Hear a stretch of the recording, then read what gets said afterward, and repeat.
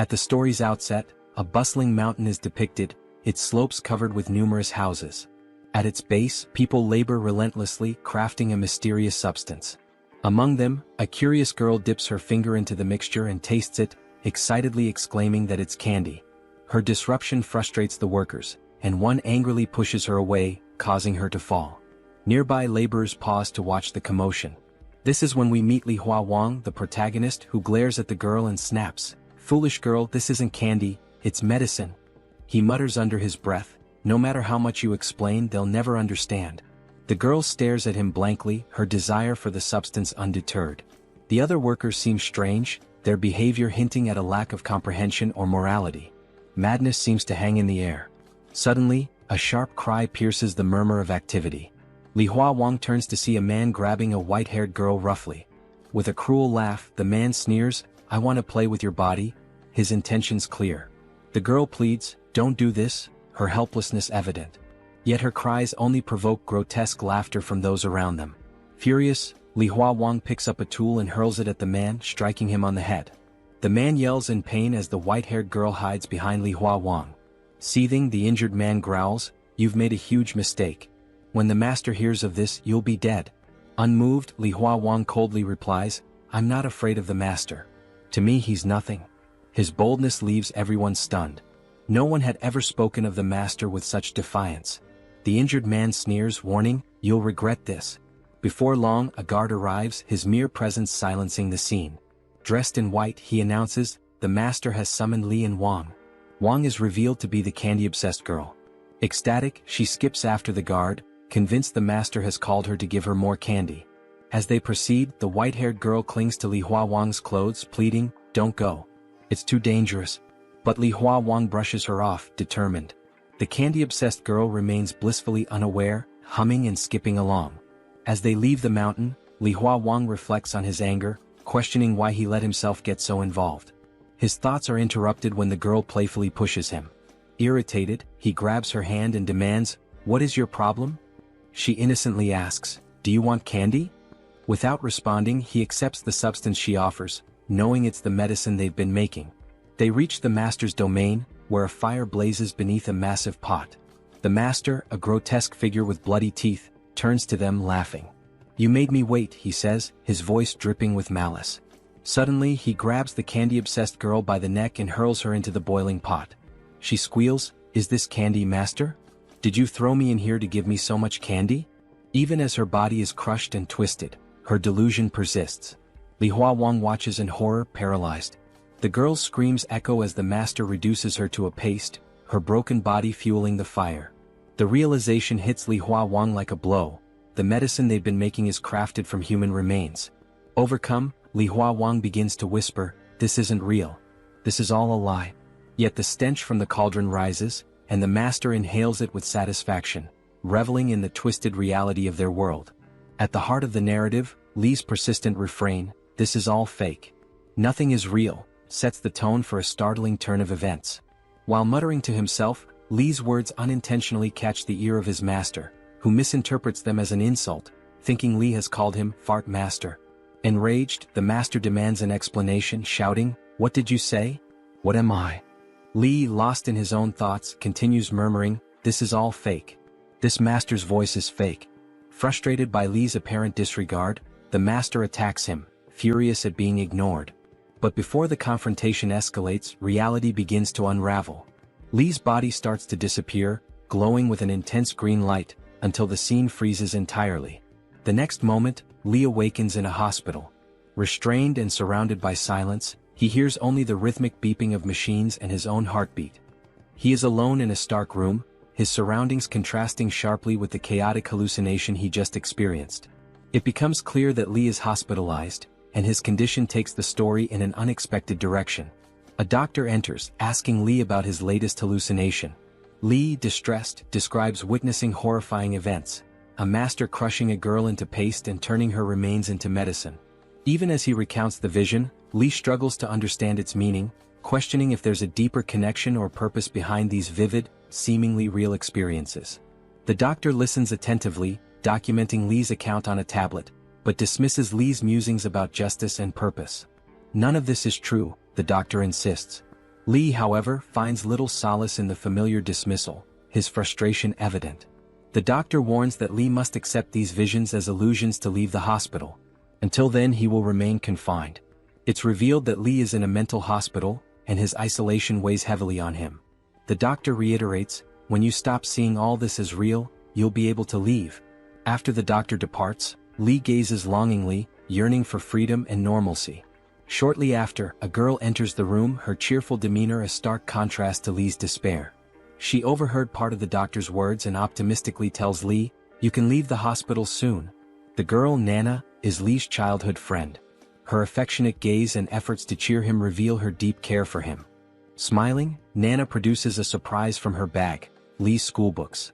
She explains that the exams are 6 months away, and she convinced their teacher to lend the books so Lee could study and stay on track. However, Lee reacts with mock dismay, jokingly asking, "Is this a gift? What kind of gift is this?" Though playful, Lee's resistance hints at his deeper struggles. Bored and confined, he finds little motivation, but Nana's presence seems to momentarily lift his spirits. As the scene unfolds, the story subtly intertwines hope with Lee's ongoing battle against his haunting hallucinations and the confines of his reality. Now, Lee's childhood friend Nana has brought schoolbooks from the teacher to help him prepare for his exams, allowing him to study while in the hospital. But instead of being happy about this, Lee feels even more bored at the thought of studying. Nana, noticing his reaction, takes one of the books and playfully hits him on the head, saying, "Do you really think I'd only bring books to increase your stress? Do you think I'm such a bad friend?" She then smiles and pulls out a video game from her bag. Lee, excited to take the game, reaches for it, but Nana teasingly pulls it away, saying, "First call me big sister, then I'll give it to you." Reluctantly, Lee calls her big sister, leaning in close to her face to say it. This makes Nana shy as she notices how close he is, feeling his breath on her face. Blushing, she quickly hands him the game. As soon as Lee gets the game, he lies down and starts playing immediately, ignoring everything else. While playing, he remarks, "Maybe passing the time in this hospital won't be so difficult now because of this game." He looks genuinely happy, grateful to his friend for bringing him something enjoyable. Nana watches him with loving eyes and says, "Don't spend the whole day playing games. You should study too. That's why I brought the books for you." But Lee ignores her advice, completely engrossed in the game. At this point, Nana reminds him of their childhood promise. Lee suddenly stops playing, his expression growing serious. He says, "Yes, I remember. We promised to go to college together. I haven't forgotten." He then leans closer to her and adds, "We'll join the same college and I'll leave this hospital soon. I'll get better and try my best." Overcome with emotion, Lee hugs Nana tightly. Nana, hearing his words, smiles warmly and hugs him back just as tightly, both feeling hopeful about the future they dream of together. For a moment, everything feels brighter. Time passes as they continue talking, but it gets very late, and Lee realizes that Nana might be delayed in getting home. Concerned, he offers to walk her to the hospital gate. Nana agrees, and as Lee begins to put on his slippers, something unexpected happens. A sudden, unbearable headache grips Lee. The pain is so intense that he can barely stand. Holding his head, he mutters, "What's happening to me?" He grabs onto the nearby table to steady himself, feeling like his head might explode. That's when his eyes land on something familiar, the medicine pestle from his hallucinations. It's lying on the table just like in the visions he had described. Shocked and confused, Lee wonders if he is hallucinating again, but this time it feels different. Unlike before, the hallucinations seem to be manifesting in the real world. While he stands there, overwhelmed by pain, Nana notices and asks, "What's wrong? Are you okay? Does your head hurt? Please tell me what's happening." But Lee doesn't answer her. Instead, he mutters to himself, "I've done everything the doctor said. I've taken all the medicine. Why is this still happening to me?" His frustration grows as he realizes that despite following all the instructions, nothing has improved. Suddenly, Lee forces himself to stop and pretends everything is fine. Smiling weakly, he says to Nana, "Did I scare you? I was just joking." He tries to laugh it off as if it were a prank, concealing his pain and confusion. Nana, however, doesn't find it funny. She turns her back to him, saying, "Stop doing childish things. You scared me. You're not a kid anymore, so don't joke about serious matters like this." Angry and upset, she starts walking away. Lee, realizing he has upset her, calls out, "Wait. I was just joking. Don't be mad at me." He looks back at the table to check if the pestle is still there, but it's gone. Confused, he wonders if it was just another hallucination. Deciding it's best not to dwell on it, Lee follows Nana to apologize. When he catches up, he asks her to forgive him. Nana, still playful, touches his cheek with her finger and says, "I'll come visit you again next week. Take care of yourself, eat properly, and don't forget to study the book I brought you." Her words reveal how much she cares for Lee. Hearing them, Lee smiles and says, "Okay, I'll take care of myself. You take care too." As Nana walks out of the hospital gate, she waves goodbye. Lee raises his hand, calling out loudly, "Take care of yourself, Nana." Watching her leave, he feels grateful for her support and love, even as his mind remains burdened by his worsening condition and the strange connection between his hallucinations and reality. After Nana left, Lee returned to his room in the hospital, but his mind remained fixated on the medicine pestle he saw earlier. Walking slowly, he muttered to himself, "Has my mental health gotten worse?" This was the first time his hallucinations seemed to intrude into reality, and the thought made him anxious. Until now, his hallucinations only occurred when he closed his eyes, transporting him to that strange world. But now, he was seeing elements of those visions in real life. Fear crept in as he thought about the implications. If his condition worsened, he might not be able to go to college with Nana as they had planned. The promise they made might be broken. He shook his head, recalling his father's reassurances that the doctor treating him was excellent and would cure him soon. Lee trusted his father deeply, believing that he must have chosen the best doctor. Determined to hold on to that hope, he raised his hand and shouted aloud, "I'm going to go completely crazy staying in this place with all these lunatics."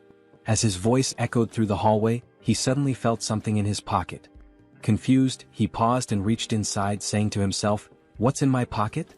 He was certain he hadn't placed anything there. Pulling the object out, Lee's eyes widened in shock. It was the same candy the white-haired girl had given him in his hallucination.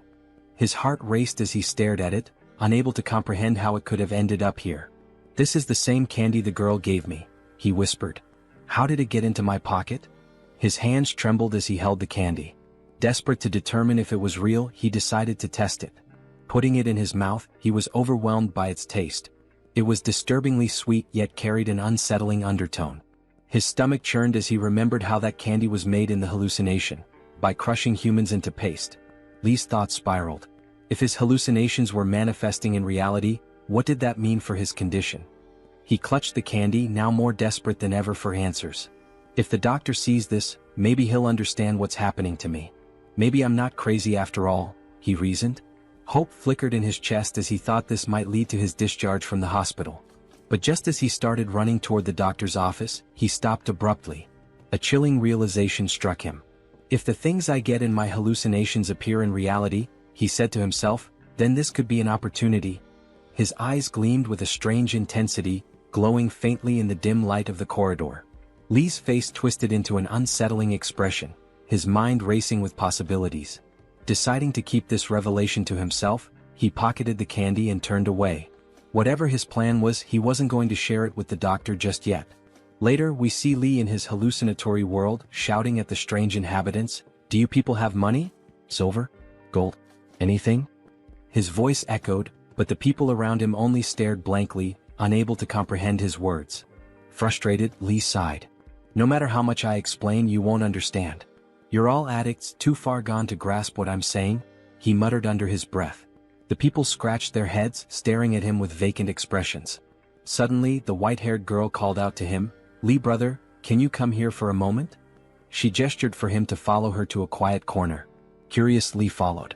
When they were alone, the girl reached down and revealed a small gold bracelet hidden around her ankle. Smiling warmly, she handed it to him. "Here, Lee brother. I've kept this safe, but I want you to have it," she said softly. Lee was taken aback. "Why are you giving this to me?" he asked. The girl looked down, her voice wistful. "You saved me before and I trust you. Besides, I have no use for it here. I'll never leave this place." Lee examined the bracelet carefully. "It's small but it's real gold," he murmured. Pocketing it, he promised, "I'll return this to you someday." To thank her, Lee handed her a piece of candy. "This is really good. Try it," he said, smiling. It wasn't the same candy she had given him before. This one was real. How Lee obtained it remained a mystery for now. The girl accepted the candy with a shy smile, but as this exchange took place, the other people around them started laughing eerily, their eyes glinting with a sinister light. Among the crowd, a man sneered, "This is getting interesting."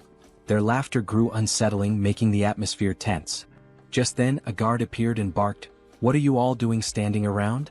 Get back to work." The laughter ceased instantly and the people scattered, their expressions fearful. It was clear that they were terrified of the guards and the master who controlled this world. The guard's eyes scanned the crowd and he growled, "You weren't brought here to waste time. Focus on your tasks." Lee stood still, clutching the gold bracelet in his pocket. His thoughts churned as he formulated his next move. The guard then looks at Lee and the white-haired girl. Because they were the reason everyone had gathered there. The guard notices Lee taking the gold and gives him a very suspicious look, thinking to himself, "Are you planning to make medicine with that gold?" The guard is suspicious of what he is going to do with the gold, because he will never be able to leave this place. So what is the use of taking it? Lee keeps looking at the guard with his sharp eyes. And maybe he was thinking, why is the guard looking at me for so long? Before leaving, the guard tells Lee, "Get back to work. If the master's medicine is not ready on time, he'll turn you into the medicine." The guard had something shiny tied with a rope around his waist, and it was glowing brightly. Lee notices it and asks, "Is that an ancient jade pendant?" Looking at it, Lee smiles, and from his expression, we understand that he wants to take it. He feels it must be very ancient and old, so if he could somehow take it to his world, he could sell it and get a lot of money. Later, at 3 a.m. when everyone is asleep, Lee sneaks into the guard's cave to take that object. He finds it very easily because it glows brightly in the night. His luck was good because the guard had apparently gone outside on patrol during the night. Lee might have known this, which is why he timed it perfectly. Holding the jade pendant in his hand, Lee says to himself and thinks of his childhood friend Nana. Maybe now I can pay the college fees and cover my hospital expenses. Lee is very poor, which is why he is doing all this.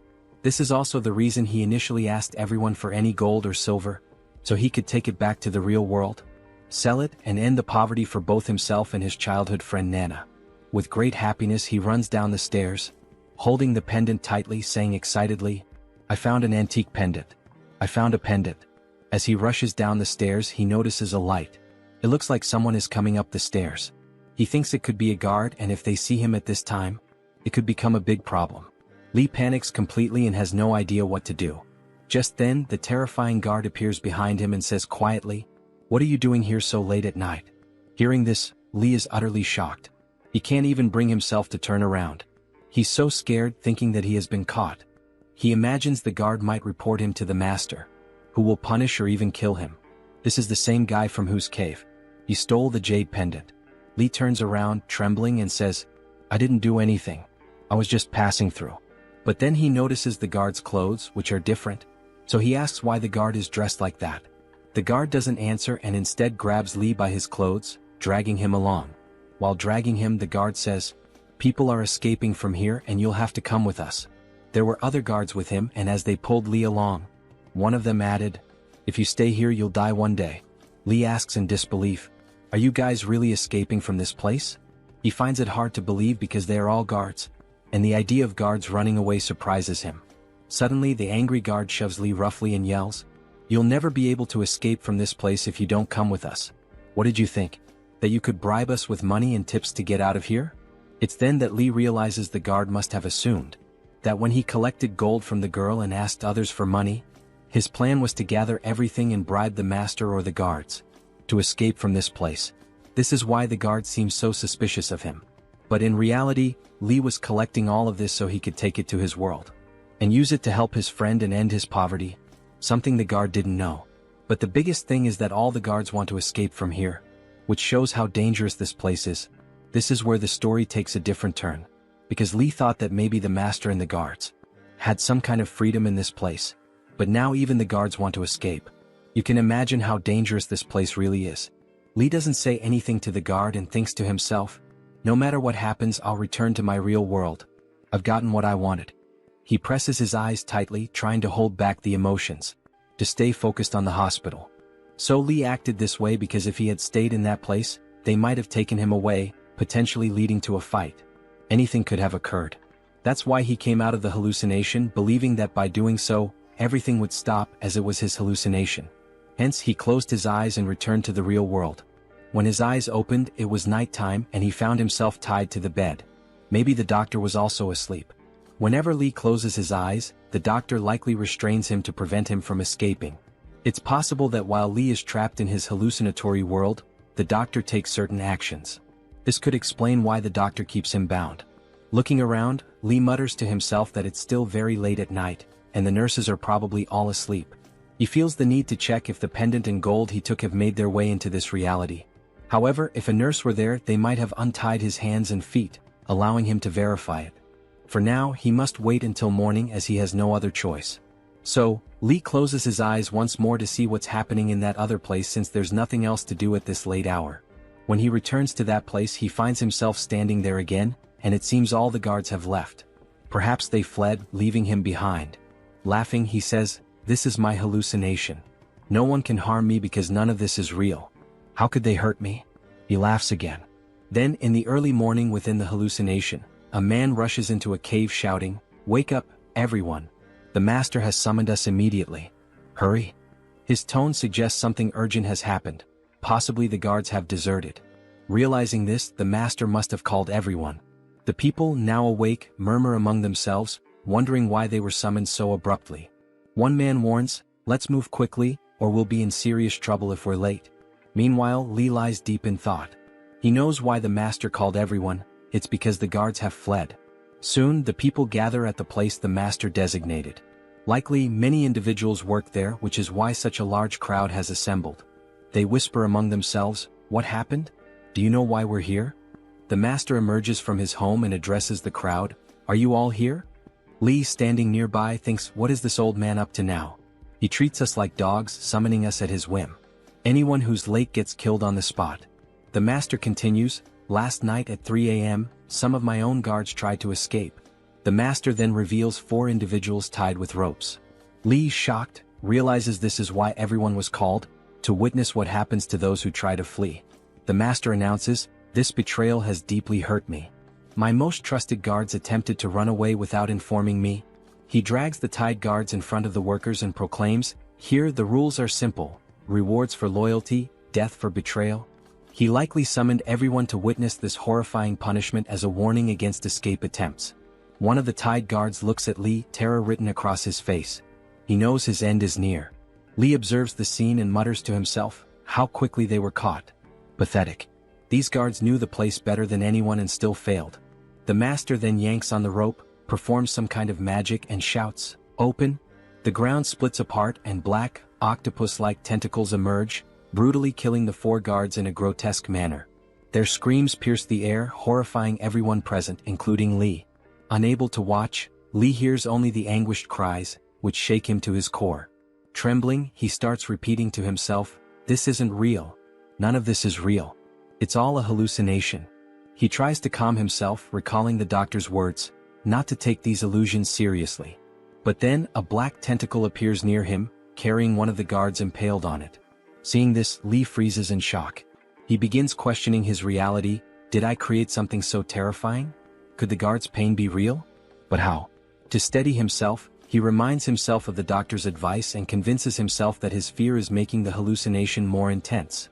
"It's all fake. None of it can hurt me," he repeats. Above, the master declares, "Anyone who tries to escape will face this fate or worse." Laughing, he adds, "I might even use their bodies for medicine." It becomes clear the master is using people in his experiments to achieve immortality. As the master walks by Lee, he asks, "Why didn't you try to escape with them?" This reveals the master knew of the guard's plans involving Lee. But Lee remains silent, thinking, "This is just a hallucination. I don't need to fear him." The master places a hand on Lee's head and says, "Good. You made the right choice by not joining them. You'll no longer be a mere worker.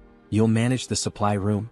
Lee realizes he's been promoted, a safer and better position, but he also knows this favor comes with risks. Before leaving, the master gives Lee a new name, Janya, after one of the guards he just killed. This unnerves Lee as it shows how little human life is valued here. The master hands Lee a bag containing 5 pills, explaining, "Each pill extends your life by 10 years and enhances your strength. Use them wisely." He laughs, adding, "Here good deeds bring rewards and betrayal brings death."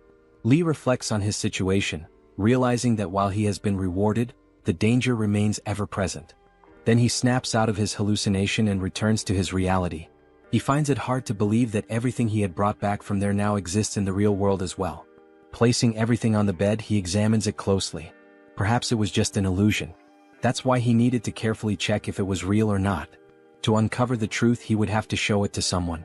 Lee then stares at the pill in his hand with astonishment. If everything the master said was true, consuming this pill would not only drastically enhance his strength but also prolong his life. A very enticing prospect. Talking to himself, he wonders if it would really work. But how could he find out? Hesitantly, he decides to use its power to confirm. Just as he's about to take the pill, his friend Nana bursts through the door furiously, almost breaking it open. "Why did you call me here? What's so urgent?" she demands. "I left my class, skipped my meal, and rushed over because you said it was important. You made it sound like an earthquake hit. What's going on? Do you have something serious to say? If this is just another prank or act like last time, tell me now. You'll regret wasting my time." Lee doesn't respond and quietly walks to close the door. Looking around cautiously, he locks the door and shuts the windows too. Seeing this, Nana feels awkward and stammers, "What are you doing? Why are you closing everything? There are cameras in this room and the nurse can hear us. If we do anything, they'll know." Nana assumes Lee might want to kiss her, or perhaps something more, which makes her even more flustered. When she mentions that the nurse might overhear them, the speaker suddenly crackles and the nurse, laughing, teases them. "Go ahead and do whatever you want. We won't listen." Ignoring the comment, Lee holds up the pendant in front of Nana and speaks into the speaker. "Will you stop disturbing us? Don't you understand the concept of privacy? We can have a private moment too." Nana, noticing the pendant, asks, "What is this pendant? What do you want me to do with it?" Lee responds, "Don't say anything. Let me whisper something in your ear. Don't react. Just listen. If you react, there might be a camera in this room and it could create a huge problem." Days later, we see that nearly 5 days have passed. Lee reflects on how his family and parents don't trust him. Everyone thinks he's lost his mind. The only person who believes in him is Nana. She trusts him and doesn't see him as crazy. Lee relies on Nana entirely, knowing she won't mock him like his family and doctors. To him, she is his last hope, the one person who understands him. At that moment, the microphone crackles again, and the nurse announces that his girlfriend has come to visit him. Lee, who had been anxiously waiting, feels overjoyed upon hearing this.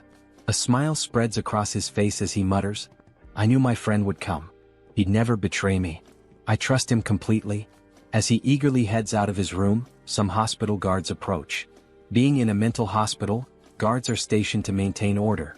When Lee notices them, he feels confused and decides to ask one of them what's happening. He asks, "What's going on? Is something wrong?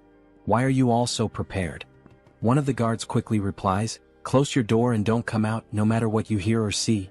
The guard's tone is urgent and almost fearful, leaving Lee puzzled. The guard explains that a dangerous patient has escaped. A true psychopath capable of anything, even murder. He warns Lee to stay alert and cautious. Before leaving, the guard instructs him to report immediately if he spots the escapee. Left alone, Lee processes what he's just heard. He thinks about how dangerous the situation must be for there to be such a commotion. Still, his friend is waiting for him and that's his priority. Despite the risk, he decides he has no choice but to step outside. He still needs to meet his friend, who must be waiting for him. Cautiously, he sneaks out to find his friend, making sure no one notices him, especially not the escaped psycho. If that lunatic spots him, it could spell big trouble since he is incredibly dangerous. Somehow, Lee manages to slip out of the hospital and meet his friend in a secluded spot. The two of them start talking privately. Nana tells him, "I sent off the gold and the pendant you gave me. The pendant was ancient and valuable, so it sold for a good price. But the gold was too light, so I didn't get much for it." Hearing this, Lee runs a hand through his hair in a stylish manner and exclaims, "I knew it. I knew it. I'm not crazy." He then bursts into laughter, a sound unsettling and eerie. Suddenly, the atmosphere shifts and he begins experiencing hallucinations again. This time, however, he doesn't feel scared. He reasons that there must be a deeper meaning behind these events, or perhaps it's all real. This leads to a cascade of questions in his mind. What if it's not a hallucination? What if it's all truly happening? Could he really die there? And if he dies there, would he also die in the real world? Or perhaps, when he closes his eyes, he wakes up in another person's body, living in a different reality where everything is real and nothing is imagined. But all of this remains a mystery. Perhaps these answers lie ahead in the story. There's no need to worry, I'm not giving away any spoilers. In a burst of joy, Lee hugs his friend Nana tightly. But in the panel shown in the manhwa, it's revealed that Lee is actually hugging the white-haired girl from his hallucination. To Lee, she appears vividly real, though no one else can see her. Caught in his delusion, he He hugs her tightly, shouting over and over, "I'm not crazy, Nana. I'm not crazy." Nana, feeling awkward, says softly, "Let me down. I might fall." Lee feels overjoyed, believing that everything from his strange reality is real, and that he may soon be able to leave the hospital. As they walk together, they continue talking. Lee confidently declares, "My ability is real." Lee discovers that he can bring anything from this other world into reality, although he still believes that the world he visits is just a hallucination. He's convinced that his ability allows him to transfer items from there to the real world. He's certain that the world in his visions isn't real, but the objects he brings back definitely are. Excited, he shares his thoughts with Nana, asking, "Are you ready to become rich? We're going to be loaded with this ability, and our days of struggling will be over. But I have to be careful not to get caught while taking things unnoticed." In response, Nana punches him and snaps, "I don't care about being rich. Are you out of your mind? I only care about you. I want you to get better and be okay. That's all I want. I don't need a fortune. Promise me, Lee, even though you have this ability, you'll still go to your checkups and take your medication on time. Follow everything the doctor tells you, no excuses, no shortcuts. Promise me you won't do anything reckless." Lee doesn't say anything but gazes at his friend with heartfelt admiration. In that moment, he realizes how much Nana truly cares for him. Money means nothing to her compared to his health and well-being. He softly promises her, "I'll continue my treatment. I'll take my medicines and follow the doctor's advice." Just as they are speaking, a terrifying man suddenly appears behind them. He grabs Nana and shoves her forcefully to the ground. It's the same dangerous patient the hospital guards have been searching for, a deranged psycho. Lee freezes for a moment before screaming, "He's my friend. Don't hurt him. Let him go." Panicking, Lee rushes forward, but the psycho grips Nana even tighter, causing her to cry out in pain. Her screams send a chill through the air. Just as Lee is about to intervene, the crazed man strikes him on the head with a rock. Blood begins to pour from the wound, and Lee collapses to the ground. In that critical moment, Lee recalls the medicine that the master had given him during his hallucinations. If the pendant in gold were real, then the medicine must also exist, and with it, the strength and long life promised by the master. Seeing his friend Nana in tears, overcome with pain, Lee feels his anger and emotions spiral out of control. Unable to hold back any longer, he grabs the pills. In the Manhwa image, we see the determination reflected in Nana's eyes as Lee swallows the medicine. The moment he consumes it, the atmosphere around him shifts dramatically. A surge of immense power courses through his body. The aura radiating from him is so intense that Nana is left stunned, unable to say a word, and even the psycho freezes in terror. As the crazed man begins to turn his head, Lee reacts with lightning speed. He strikes the psycho hard in the face, sending him crashing to the ground. Lee presses the man's face beneath his hand with such force that the bones crack, and blood begins to flow. Fueled by rage, Lee tears the psycho's skin from his face and flings it aside, exposing raw flesh. The man screams in agony, the sound chilling and unbearable. At that moment, it becomes clear that Lee has lost control. His mind, clouded by fury and despair over what had happened to his friend, no longer functions rationally. He continues to beat the psycho mercilessly, his eyes glowing red with rage. "How dare you touch my friend?" Lee shouts. "Why did you hurt him?" Over and over, he strikes the man, his voice filled with a mix of pain and vengeance. "How dare you ignore me? I told you to stop, but you didn't listen." His relentless assault reveals a frightening transformation. Lee no longer seems human. He moves like a demon, devoid of empathy, his heart hardened with rage. By the time the hospital guards arrive, they are horrified by the scene. They struggle to restrain Lee as he continues his relentless attack. Even as the guards pile on, it takes all their strength to finally pull him away. Lee is chained down, his body radiating a terrifying power.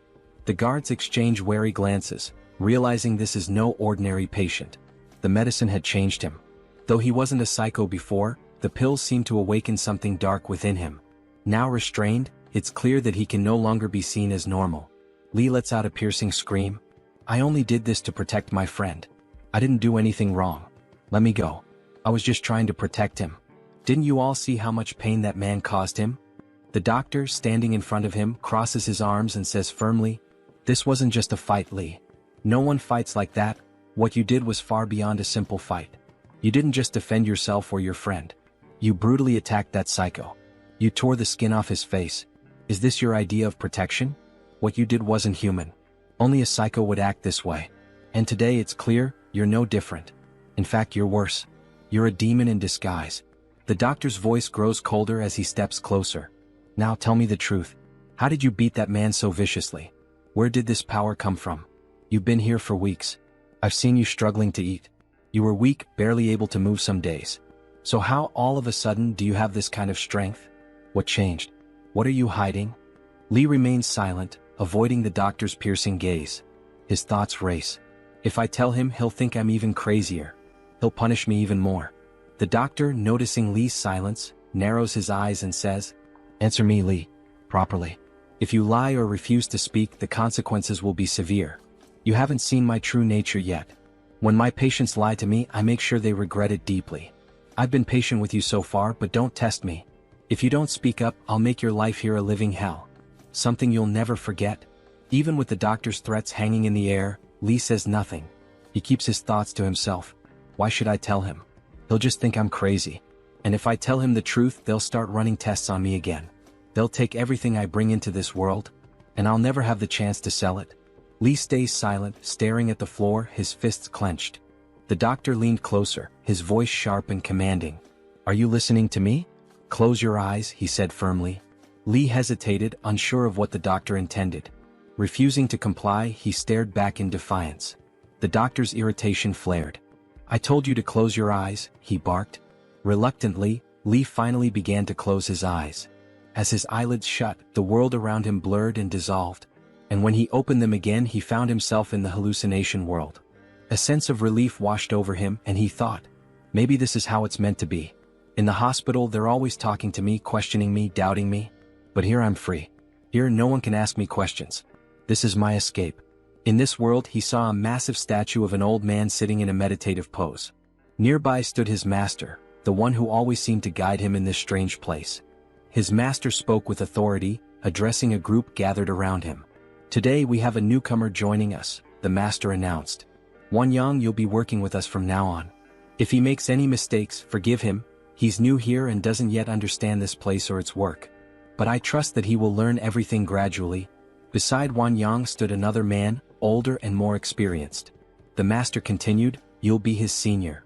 It's your responsibility to guide him, teach him about this place, and show him how things are done. Now," the master said with finality, "it's time to rest. It's 9 o'clock. Let's have dinner and then call it a day." As the group began to disperse, Lee noticed something odd. One of the men, standing next to the master, was staring at him with an intense, almost unnerving gaze. The man's piercing eyes seemed to hold some kind of knowledge about him. Lee couldn't shake the feeling and thought to himself, why is this guy looking at me like that? Am I a girl or something? Is there something on my face? What's his deal? It was the first time Lee had seen this man in the hallucination world, and they had no connection. So why the intense stare? Later, as Lee and his assigned senior walked up a flight of stairs, Lee broke the silence and asked, "Who was that guy staring at me back there? And why was he looking at me like that?" The senior glanced at Lee and answered, "His name is Senior Brother Jinga. He's unique. You'll get used to him." Lee learned from his senior that the man's name was Jinga. The senior continued, "Ever since Jin betrayed the master, there's only been one inner disciple, Brother Jinga. He's the master's most trusted confidant and handles all the important tasks. The master relies on him completely. Whoever you meet here, show them respect. Speak politely to everyone and don't act rudely. If you do, the master won't take it lightly. He's very strict when it comes to respect, so be mindful of that." As someone new to this world, Lee appreciated the advice. He nodded and said, "Thanks for explaining everything. I'm new here and don't know much yet." Eager to contribute, Lee asked, "Now that I'm the master's official disciple, what's my first task? What should I do next?" His senior replied, "For now, your main responsibility is to handle supply tasks around this place. Even though you're officially a disciple, you're not close to the master yet. If you want to earn his trust, you'll have to work hard and remain loyal to him. Always show respect. If you do well, the master might one day teach you the ultimate secret, immortality." Lee's eyes widened with excitement at the mention of immortality. "Immortality?" he exclaimed. "Can the master really teach me? When will he teach me? Tell me, please." His senior chuckled at Lee's enthusiasm and said, "Calm down. Right now, the master isn't going to teach you. He doesn't trust anyone easily. The only person he trusts is Jinga. If you want to learn about immortality, you'll first need to win the master's heart. That means working hard, proving your loyalty, and becoming an inner disciple. Even then, it's not guaranteed. Many people have tried and failed to earn his trust, and it often takes years. For now, forget about immortality. Focus on your current tasks. Maybe in 1 or 2 years, if you're persistent and loyal, the master will see your worth and begin teaching you. Li's amazement grew as he processed this information. He thought to himself, "This place is truly incredible. So many hidden secrets lie here. If I could learn about immortality, it would change everything." After learning about the hidden wonders of the place, Li's curiosity grew insatiable. He wanted to uncover all the mysteries it held. However, his immediate focus remained clear: to bring something valuable from this world back to the real one, not just to escape poverty for himself but to help his friends too. That thought consumed him. Then, his perspective shifted when he stumbled upon a place where medicines were made. He watched in horror as people were killed, their essence fueling the creation of magical substances. A large cauldron bubbled violently, and strange, shimmering ingredients were added to it. The master stood before the cauldron, opening it with a commanding gesture. Inside, the contents glowed as 2 magical medicines formed, one green and one red. Li was stunned. "How foolish have I been?" he thought. "I was only thinking of taking money from this world, but these medicines hold unimaginable power. If I could take them to the real world, I could become invincible, maybe even immortal." The desire to take the medicines burned within him. He imagined harnessing their power to reshape his life, to protect his friends, and to achieve anything he desired. But then a troubling thought crossed his mind. What if I take the medicine without knowing its effects? What if it's too much for my body to handle? I could overdose and lose control, or worse, die. He realized he needed to tread carefully. First, he had to learn everything about the medicines and their powers. Determined, he resolved to focus on his current task, earning the master's trust. If he could do that, perhaps the master would teach him the secrets of immortality. As Li watched, the master transferred the magical medicines into bottles with a flick of his hand, his movements precise and almost hypnotic. Then the master turned to Li and said, "If you're here for the supplies, go and bring them." The girl with the white hair. Li froze. His blood ran cold. The girl with the white hair? His master intended to use her, his friend, the one who called him brother, as a component in the cauldron. Li's mind raced. How could I do this? How could I betray her and bring her to die? He couldn't bring himself to even consider such a thing. But before he could respond, the master stepped closer, his tone growing sharp. "Didn't you hear me? I said bring the supplies." Feeling trapped, Li closed his eyes tightly, unable to face the situation. He willed himself to return to his real world, desperate to escape the impossible choice. When he opened his eyes, he found himself back in the hospital. Standing before him were the doctor and his mother, their faces filled with concern. "Mom?" Li asked, surprised. "What are you doing here?" His mother rarely visited him, and her presence made him uneasy. His mother's eyes were filled with worry as she said, "The doctor called me. He told me about what happened to you. That you were attacked, hurt badly on your head." She stepped closer, placing a gentle hand on his shoulder. "Are you okay, my son? Do you have a headache?" Li forced a smile, trying to reassure her. "I'm fine, Mom. I don't feel any pain." But deep down, his mind was far from fine. The guilt of leaving the white-haired girl behind and the dread of what might happen to her gnawed at him. Yet, he couldn't bring himself to explain anything to his mother. "You don't need to worry, Mom. Everything's okay." His mom looks at him and says, "You have become so thin. Don't you eat in the hospital? Don't you like the food here? Have you ever looked at yourself in the mirror? You have become so thin." His mom took out the grape from the bag and said, "This is your favorite, right? I know it. Come on, open your mouth. It's very sweet. You'll like it a lot." While eating, he says, "Mom, don't worry so much about me and don't trouble yourself so much. Are you really here just to spend time with me?" Because he asks, his mom comes here very rarely. And it might be very few times that his mom doesn't get time to come here. Maybe that's why he is asking if you are here to spend time with me. His mom then feeds him all the grapes and talks to him for a while. His mom says, "If you don't get up, the doctor will take me to the crazy man's parents. And I will scold them a lot." His parents are waiting downstairs, so the doctor tells his mom that the crazy old man's family is waiting downstairs. So hurry up or they will leave. His mom says, "Let me talk to my son for a little while longer. There is still something important I want to tell him." Because of this, it's clear that his mom loves Li so much. And she is very strict with their parents for throwing stones at her son's head. Li says that he didn't do anything. He just fought with the old man to save his friend. His mom tells him not to worry, that she always trusts him and will handle everything. So he doesn't need to be concerned.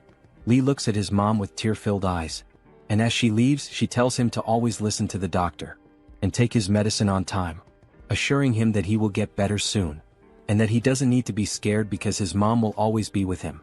When his mom was about to leave the room, she pretended to be happy, but in reality, she was even more worried because his health was not improving.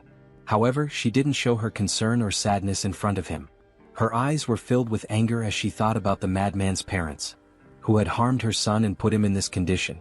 But the way Lee had fought the madman, perhaps in his case the injury on his head was nothing. The madman had attacked his friend first, so it was his fault.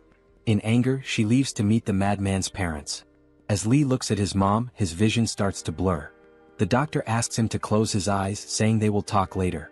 When Lee opens his eyes again, he finds his master standing right in front of him. The master speaks, but Lee is too troubled to pay attention.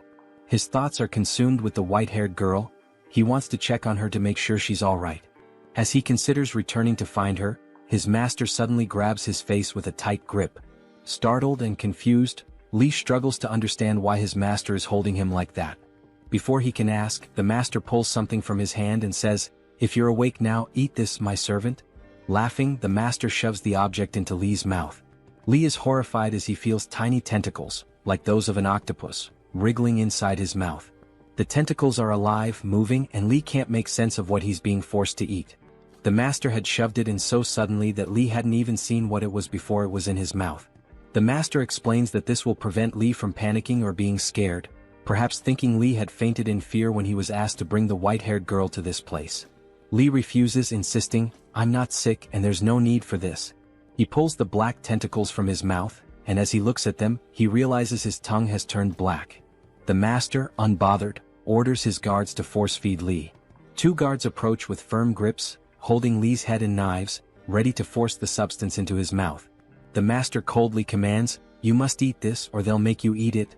As the guards prepare to hold him down, Lee suddenly feels bubbles rising around him, and his face slowly starts to sink into water. The moment his face touches the water, Lee wakes up in his real world, where his friend Nana is looking at him, calling his name in concern. Nana, worried, asks if something is wrong or if Lee had seen something frightening in his hallucination. Lee doesn't respond, choosing to stay silent as he looks at his friend, grateful for her presence. Just then, Lee notices the doctor standing nearby. As soon as their eyes meet, the hallucination begins again. The doctor asks, "What did you see this time?" He notes Lee's panicked reaction, his heart racing, and continues to probe, "You're so panicked and screaming while in the hallucination." Lee, still shaken, decides not to tell the doctor about everything he had experienced. He doesn't want to alarm Nana, who is still standing close by. If she heard, she would surely be scared and worry about him even more. So Lee simply says to the doctor, "I didn't fully see everything yet. It wasn't complete." Lee then asked the doctor for medicine, telling him he needed a break from the hallucination-filled world. The medicine could stop the hallucinations for a brief time, and the doctor, surprised by the request, realized it was the first time Lee had asked for it. As the doctor began to leave the room, he informed Lee that the medicine had already been placed on the table. The doctor explained that the medicine only worked temporarily, and if Lee truly wanted to escape his situation, he would need to apply everything he had been taught. He added that Lee should let things unfold naturally, without interfering with anything. The doctor didn't explain why he said this, but it seemed like he had a reason. Nana, Lee's friend, handed him the medicine along with a glass of water. Nana was holding 4 or 5 pills in his hand, but Lee, panicking, quickly said he didn't need water to take the medicine. He insisted, "Just give me the medicine." As Lee took the pills, he started hallucinating again, and saliva began to drip from his mouth. When Lee swallowed the medicine, a black liquid began leaking from his mouth, something he could only see in his hallucination. After taking the medicine, Lee confidently said, "Now I'm saved. After this, I won't have any more hallucinations." Upon hearing this, his friend became very anxious and asked what he meant by that. He asked if something terrible had happened to Lee during the hallucination. His friend was deeply concerned, wondering if the hallucination had caused something horrible to happen to Lee. Lee didn't want to reveal the truth, but trying to calm his friend, he laughed and said, "It was just some crazy guy trying to feed me something disgusting and talking nonsense." He laughed it off, pretending everything was fine. However, as we focused on Lee's face, we noticed that his mouth had turned black, something he was completely unaware of. Trying to maintain his composure, Lee then said confidently, "I'm a modern young guy. These hallucinations don't scare me. I know it's all nonsense and none of this could ever happen in reality. So there's nothing to be afraid of." His friend seemed slightly reassured, but just then tentacles began to emerge from Lee's mouth. Suddenly, Lee found himself back in that strange world without closing his eyes or even falling asleep. The black tentacle they had forced him to eat caused him immense pain. His eyes widened in shock as he struggled to breathe, tears streaming down his face. He couldn't understand how this was happening. "I already took the medicine," he thought. Despite the medicine, he had somehow ended up back in that world. The strangest part was that Lee hadn't even closed his eyes, and the medicine was supposed to prevent these hallucinations. He started talking to himself, saying, "If I just close my eyes and open them again, I'll return to my real world. Nothing will happen. There's nothing to be afraid of." He kept reassuring himself as he tightly shut his eyes. But when he opened them again, he was still in the same place with his master and the two guards standing before him. This time he couldn't escape. His master spoke, saying, "Lee, you have hysteria. That's why we gave you this substance. It will cure your hysteria.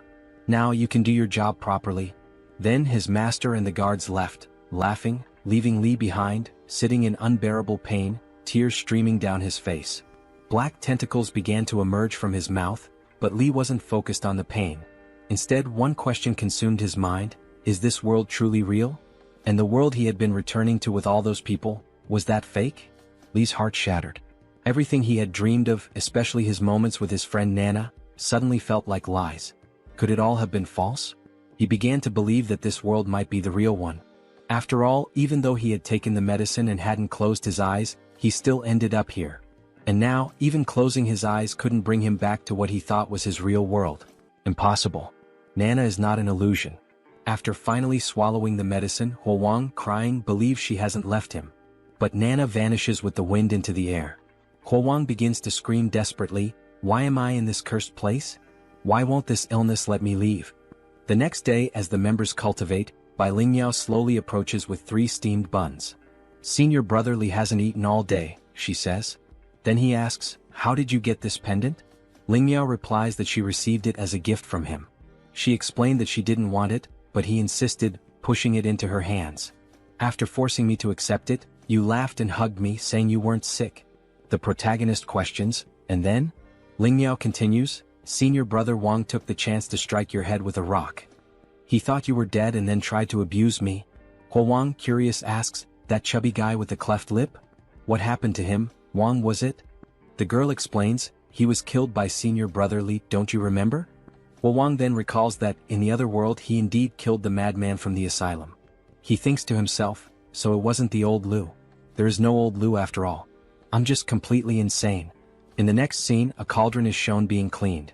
If this place is truly reality, he ponders, then the former sister and the cultivation group, not just them but everyone here, will die. And the one responsible for all this is that mangy-headed bastard. Xian Yang, it seems you have something to tell me. When did that mangy-headed one appear? Master, Xian Yang responds, "Answer my question. What are you thinking right now?" This disciple, who admires the master's cultivation art with love, was merely pondering when I might reach such a level of cultivation. Another disciple, envious, remarks, "What a pathetic excuse." However, the master smiles. Ambition is good. It's not bad at all. The disciple is surprised, realizing the master fell for the ploy. The master explains, "It's not that I don't want to teach you, but the path of external cultivation isn't simple. Ordinary pills and alchemy are one thing, but if you wish to master both internal and external cultivation to achieve immortality..." Master, are you close to achieving immortality? Fortunately, I've surpassed certain hurdles. But immortality isn't simple. However, this master can surely achieve it. Do you know why? This disciple doesn't know the reason. Another disciple interrupts, "Master, it's almost midnight. If we don't begin refining the pills soon, we might waste precious time." "Very well, let's prepare the ritual." "Yes, master." Xian Yang, go to the materials room and fetch the medicinal herbs requested yesterday. "What medicinal guide?" "The white medicinal guide you were supposed to bring 2 days ago when you had your hysteria, but didn't. As a result, the master lost precious pill refining time. Did you forget? The properties of the medicinal guide and the timing of refinement affect the quality of the pills. No detail can be overlooked. But never mind, it's useless to explain this to you. Get up and go work. Later, Ling Yao is taken by senior brother Li. If you manage to leave here alive, she pleads, could you deliver a message to my family? My parents live at the foot of Niuxing Mountain in Liang country. Just tell them their daughter is useless and couldn't care for them in their old age or until their deaths. I can't help with that. Your time is running out. Come with me now, he replies. They arrive at the site where the master is preparing the refinement. Master, I brought the medicinal guide, says Xianyang. Perfect. My dear disciple, come here now. Ling Yao is pulled by an invisible force. As the master grabs her neck, he notices something odd. What bad luck. Why did you fail at this moment? The properties of the medicinal guide have been completely altered. Xianyang, take this girl back. Yes, master. It's done. Next, I just need to get Ling Yao out of here. Wait, Xianyang. Since this guide won't work, fetch another for me. I recall there's another white medicinal guide. Go quickly and return fast. Don't delay the alchemy. In the supply room, Xianyang realizes the grim fate. As I understood my mistake, I couldn't save Ling Yao. That wretched man kept creating elixirs and I couldn't save anyone. Tomorrow and the days after would always demand more sacrificial guides. As the cauldron opens, a demonic face emerges. I can't be his assistant, Yang declares. The master hands him a pill. Here's a gift. The other disciples aren't as studious as you. This pill is for you. Thank you, master. Thank you for this pill. I can save everyone. I can save myself, Yang thinks. Good disciple, eat it while it's hot. I have to kill him. The protagonist decides to swallow the pill, but it feels wrong. It's too hot. My body is burning. Xianyang, return and rest. This pill is powerful. It will take time for your body to fully absorb it. Yes, master. Later, back in the supply room, Yang notices his newfound strength. I can crush rocks with effort. But remembering the other victim begging not to die and knowing these pills were made from humans, I've only received one pill. That wretch took several. How could I kill him? Yang coughs blood. Suddenly, the young girl appears and asks, are you okay? Senior brother Li was told, you don't need to curse yourself. You're strong too. The nervous young woman, clutching her thigh, asked, Senior brother Li, are you planning to go against the master again? Shook, keep your voice down. Are you saying you came here just for me? He might see what's happening here, Li replied. It's fine, senior brother, she assured him. Today is the day Master Yu goes to the market. The master can't hear us now. Meanwhile, the other workers thought the protagonist was retrieving more medicinal guides. We're doomed, they murmured. As Li suspected, everyone now saw Yang as an accomplice of the bald bastard. This place isn't safe. Let's move to another location, he said, pulling the girl by the hand. A young boy observed them silently from a distance. Now you can continue. What were you saying earlier about the old Master Yu? Li asked. The old Master Yu? It's something you can't see or feel. My grandfather once told me that only high-level practitioners can summon it. Anyway, the old Master Yu goes to the market on the 1st and 15th days of every month, she explained. So the old master goes to the market on those 2 days? In other words, during those days, the bald bastard can't monitor our lives in the temple. That's valuable information, Li remarked. The girl pressed, anyway, senior brother Li, let's get back to business. Do you really want to go against the master again? Of course I do. If I could, I'd eat his flesh and drink his blood, he replied with venom. Then count me in on this mission. I want to help too, the young woman said determinedly. Suddenly, a boy holding a piece of bread said, count me in as well. Senior brother Li, you might not remember me. I'm just a nameless child born and raised here. You can call me Gua. Here, senior brother and senior sister, take this bread, he offered. Were you eavesdropping on us? The girl demanded. No, I wouldn't dare. I only came looking for senior brother Li for protection and happened to overhear the last words senior sister said. He stammered. You don't know anything about this. How can we trust you if you want to join us? I admire senior brother Li, isn't that reason enough to join? Gua asked earnestly. Xianyang, wasn't your group formed in the same way at the beginning? Li asked. Gua, aren't you afraid of me? How could I be afraid?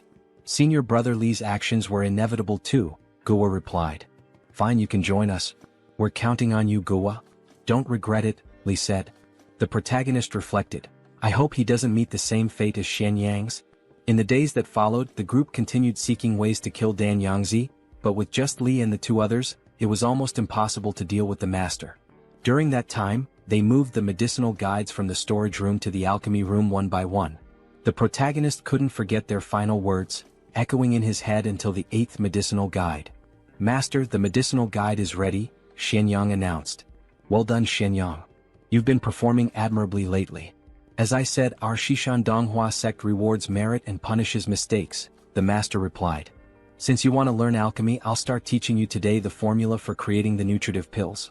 Don't underestimate the formula. Though it's simple, it remains a heavenly method recorded in celestial scriptures." The master explained, "Remember this: 20 taels of human elixir, half a caddy of balsam seeds, 24 sunrise stones.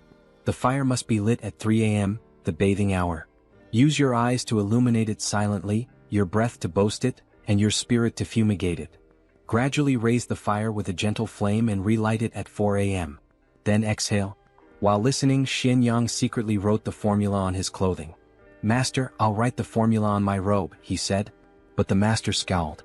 "Master, please review what I wrote and see if anything is missing," Xianyang insisted. Suddenly the master kicked him hard in the face. "Why the hell did that maniac do that? Why did he suddenly kick me?" Xianyang thought. Although his handwriting wasn't great, it was legible. The master hadn't even looked at it. He seemed more concerned about the act of writing the recipe. Wait, Xianyang realized. Back when we were in class, we never had scriptures or any written records from this temple. Everything taught so far was passed down orally. Could this cursed maniac be illiterate? If he can't read, then who read the celestial book he claims to follow? Another disciple approached. "I didn't expect this, Xianyang. The master is willing to share the celestial book's formula with you. He must truly value you." "Senior brother Jinkuan, this is the master's way of showing his favor," Xianyang said carefully. But Jinkuan, angered, punched Xianyang in the ribs. "Who do you think you are?" he growled. Bruised but undeterred, Xianyang smirked. "The master recognizes my efforts in cultivation. Perhaps you're just not good enough, senior brother Jinkuan." Infuriated, Jinkuan channeled magic into his hand and struck Xianyang with such force that the impact echoed throughout the temple. Time passed. Jinkuan sneered, "Junior brother Xianyang, why are you so disobedient? If it weren't for the master's pills, you'd be dead by now. Didn't I tell you not to provoke Jinkuan?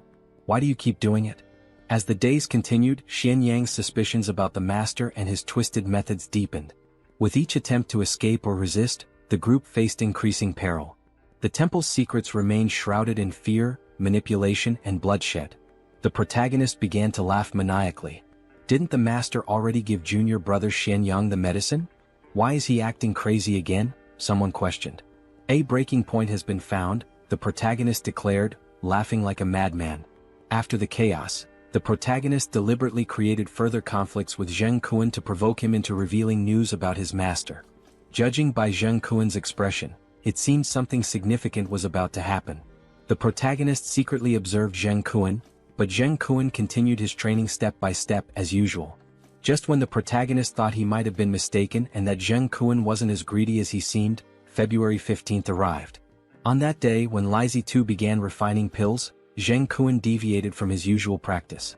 The door to Lizi Tu's residence was left open, signaling that Zheng Kuan had someone inside to investigate. Suspiciously, Zheng Kuan chose to stand guard outside at such a critical moment. Was it really him? Disciple Yuan? The two disciples conversed, and after a moment, they used a talisman and disappeared. They've finally left, the protagonist thought. The restriction on the room must have been lifted by Zheng Kuan and his group. Now is my chance to enter. Inside, the protagonist grimaced. This place reeks like the stench of rotting rats. Suddenly he noticed a stone tablet. This stone, it must be the celestial script Lizi Tu mentioned. The writing is hard to read. This celestial scripture is clearly a sutra. There's no alchemical method written here. How could he refine pills using this rock? Unless... A mysterious voice interrupted, asking the protagonist, "Are you colluding with that person from earlier? Don't move. All it takes is ringing these bells, and her father will return immediately." "Ah, I see. Fine, go ahead and ring the bells. I'll just wait for the master to arrive and discover you can't understand the celestial scriptures." "You've been lying to him this entire time," the protagonist retorted. "How did you figure that out?" asked the frightened girl. "So my suspicions were correct," the protagonist mused. "She's the one interpreting the celestial scriptures for Lizi Tu." The girl stammered, But it's not my fault. I can't understand those damn celestial scriptures, but he forced me to keep reading them to him. Are you not afraid he'll find out?" the protagonist questioned. He's illiterate. He'll always believe whatever I tell him, the girl admitted. So, the alchemical formula using humans to refine pills? Was that something you made up and fed to him as well? Yes, she confessed, nodding. I just remembered bits and pieces and told him that's what the scriptures said. Don't worry, it won't kill anyone. I don't want him to get hurt. I just don't want him to think I'm useless, that he'll discard me. I have no hands or feet. Suddenly, the protagonist grabbed a vase and smashed it to the ground. The girl cried out in pain. It hurts, she wailed. The alchemical formula might not kill people, but because of your formula, Lizzie too is eating humans, the protagonist said coldly, glaring at her as she writhed on the ground, screaming for help. Moments later, all the sect members were gathered in the main hall. The master arrived with a grim demeanor. Oh, who secretly entered the master's house while he was refining elixirs? He demanded. The room was silent. Realizing no one would speak, the master decided to interrogate each member individually. Changming and Changren, what were you doing while the master was refining elixirs? Master, we were guarding the gate of Qingfeng Temple as per your instructions. Changming and Changren dared not be careless, they replied nervously. The master emitted a murderous aura as he stared down one of the guards. And Shen Yuan? He asked. Shen Yuan began to explain himself, but the protagonist knew his turn was coming next. Shen Yang, the master called, placing a heavy hand on the protagonist's shoulder. After distributing the medicine today, where were you for the rest of the day? The protagonist responded. Disciple returned to the hall to prepare the elixir materials you will need for the next refinement. The oppressive atmosphere hung thick in the air. The master asked again, did any of the disciples see Shen Yang in the house? No one answered. Think carefully before you speak, the master warned. If anyone helps uncover who invaded the master's house, not only will they be spared, but they will also be rewarded handsomely. Suddenly the white-robed girl spoke up. Brotherly was with us at that time. I can vouch for him. You can guarantee that? The master questioned. Yes, I can, she replied. And the rest of you? Does anyone else have anything to say? Out of the blue, someone interrupted. Immortal Father, may I speak? Everyone turned in surprise, including the protagonist, the girl, the disciples, and the master. That Shen Yang? He didn't come to the warehouse even once today, the figure revealed, casting suspicion on the protagonist. So, Immortal Grandfather, I helped find the person. Can I go home now? The master, radiating a devastating aura, shouted, this morning the medicinal manual was personally delivered by Shen Yang. If he never went to the supply room today, then how the hell did he get the medicine? Are you trying to die, boy? Are you seeking death? Immortal Grandfather, I was wrong. I was blinded by ambition, and that's why I lied to you. The boy fell to his knees, his forehead slamming against the ground as he begged for forgiveness. The master ignored him at first, but when he noticed one of the disciples with a faint smile on his face, he moved in a blur, tearing off a portion of the disciple's face. When Shen Yang was being falsely accused by that brat, the master's voice was chilling as blood dripped from his fingertips. Tell me why. Why were you the only one happy while Shen Yang was being falsely accused of committing a crime? Answer me, Shen Yin. A master, no. Please, it wasn't me. Shen Yin screamed in terror, blood pouring from his torn face. It was Jinkuan. Senior brother Jinkuan forced me to do it. Jinkuan, realizing he had been betrayed and now faced the master's deadly gaze, bolted like a cheetah. So, it was you all along, the master muttered coldly. I should have realized sooner. Only Jinkuan could have undone the restrictions on my chamber. As he spoke, his hand reached into his pocket. Does he truly think he can escape? That I would let him come and go as he pleases? The master's fingers closed around something, a coin. With a flick of his wrist, he tossed it into the air, then stomped down with immense force. The moment the coin shattered into 4 pieces, a ghostly image of it appeared inside Jinkuan's skull. And just like the coin, he too was split, his body torn into 5 parts, losing both arms and legs instantly. The remaining disciples stood frozen in fear, unable to process what they had just witnessed. Even Shen Yang and the white-haired girl were horrified beyond words. Master, I was wrong. When the gate veteran Jinga was hunting us down, it was my 2 younger brothers who sacrificed their lives so we could escape. Silence. The master's voice was cold, his gaze piercing. I know exactly what you're thinking right now. Master, I have already become useless. Please spare me this time. But the master slowly placed his foot atop Jinkuan's head. You are just like your 2 younger brothers. All of you, mere wolves that can be raised. With that, he stomped down violently, crushing Jinkuan's skull, sending blood splattering in all directions. You, the master pointed at someone. Come and pay your respects to the three deities. The protagonist stood there momentarily dazed. Under the watchful eyes of everyone, he slowly kneeled before the three deities and bowed. 7, 8, 9 kowtows. When it was done, he knew what would come next, for he was still holding the incense sticks. Having paid his respects to the ancestral master, he heard the declaration that would change everything. From this day forth, you shall be this Taoist master's most favored disciple. Congratulations, senior brother. Congratulations.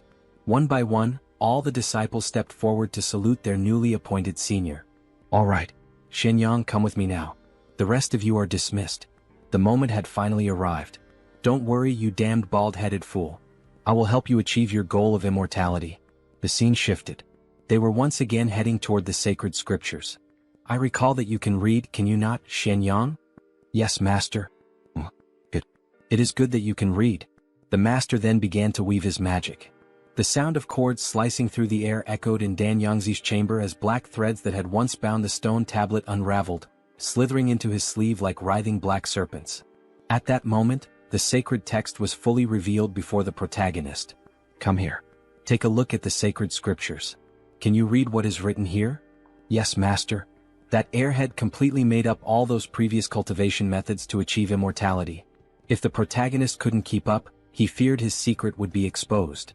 So instead, he would rather tear everything down himself. The disciple seems to understand, the master mused while analyzing the stone tablet.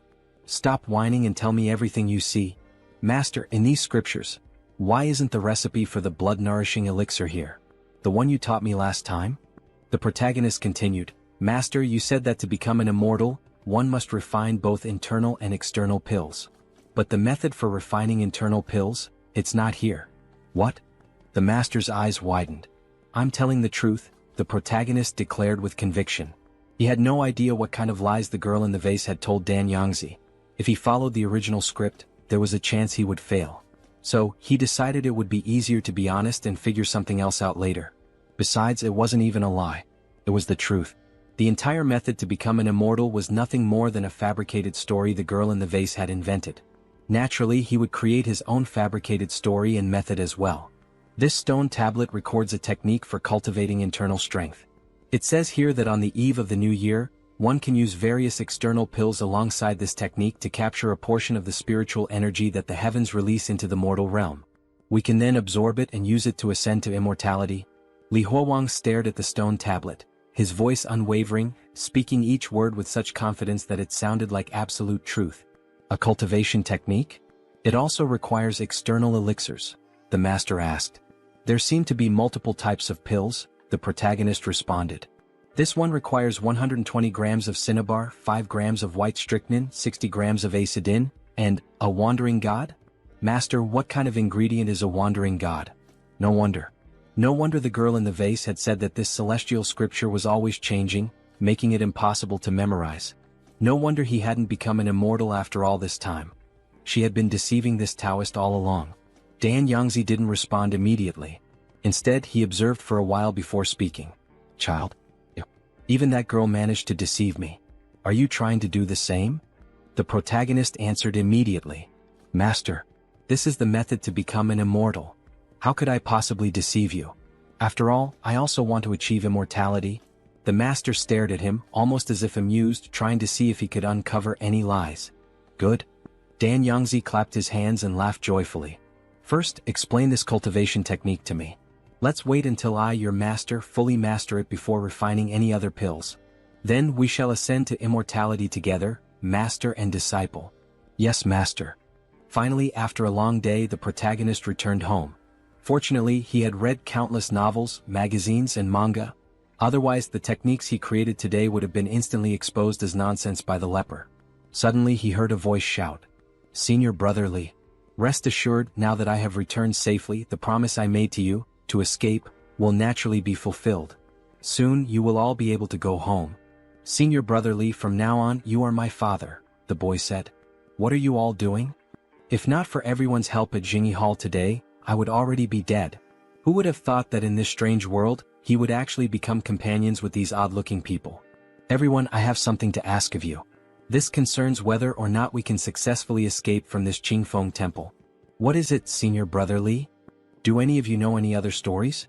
Any rumors? A legend like the one my grandfather once told me? Other than mastering you, I once heard my grandfather mention something evil. Something called grandmother. This grandmother doesn't sound like anything special. Shh. Brother Li, keep your voice down or grandmother will hear you. She is truly an evil thing. First of all, her appearance is different depending on who sees her. Some say she looks like a long-eared monster. Others say she resembles a deceased elder. And, if we say grandmother too often, do you know what happens? Grandmother will ride on your back, and on mine. If she finds us, we will become a great-grandmother together. What do you think, Senior Brother Li? Does this information about the great-grandmother seem correct? The protagonist looked unsettled by the story. You turn into a great-grandmother just by staying near her too long? This world was so strange, filled with inexplicable things. No problem. This information about grandmother was definitely useful. Does anyone else have anything to share? Immediately hands shot up. I have a story. A young boy began to speak. Senior brother, I heard that some people skin children and wrap their bodies in dog hides, training them to act like dogs. Then they use these children, who understand human speech, to perform tricks on the streets. I don't want to hear these kinds of horror stories. The protagonist cut him off.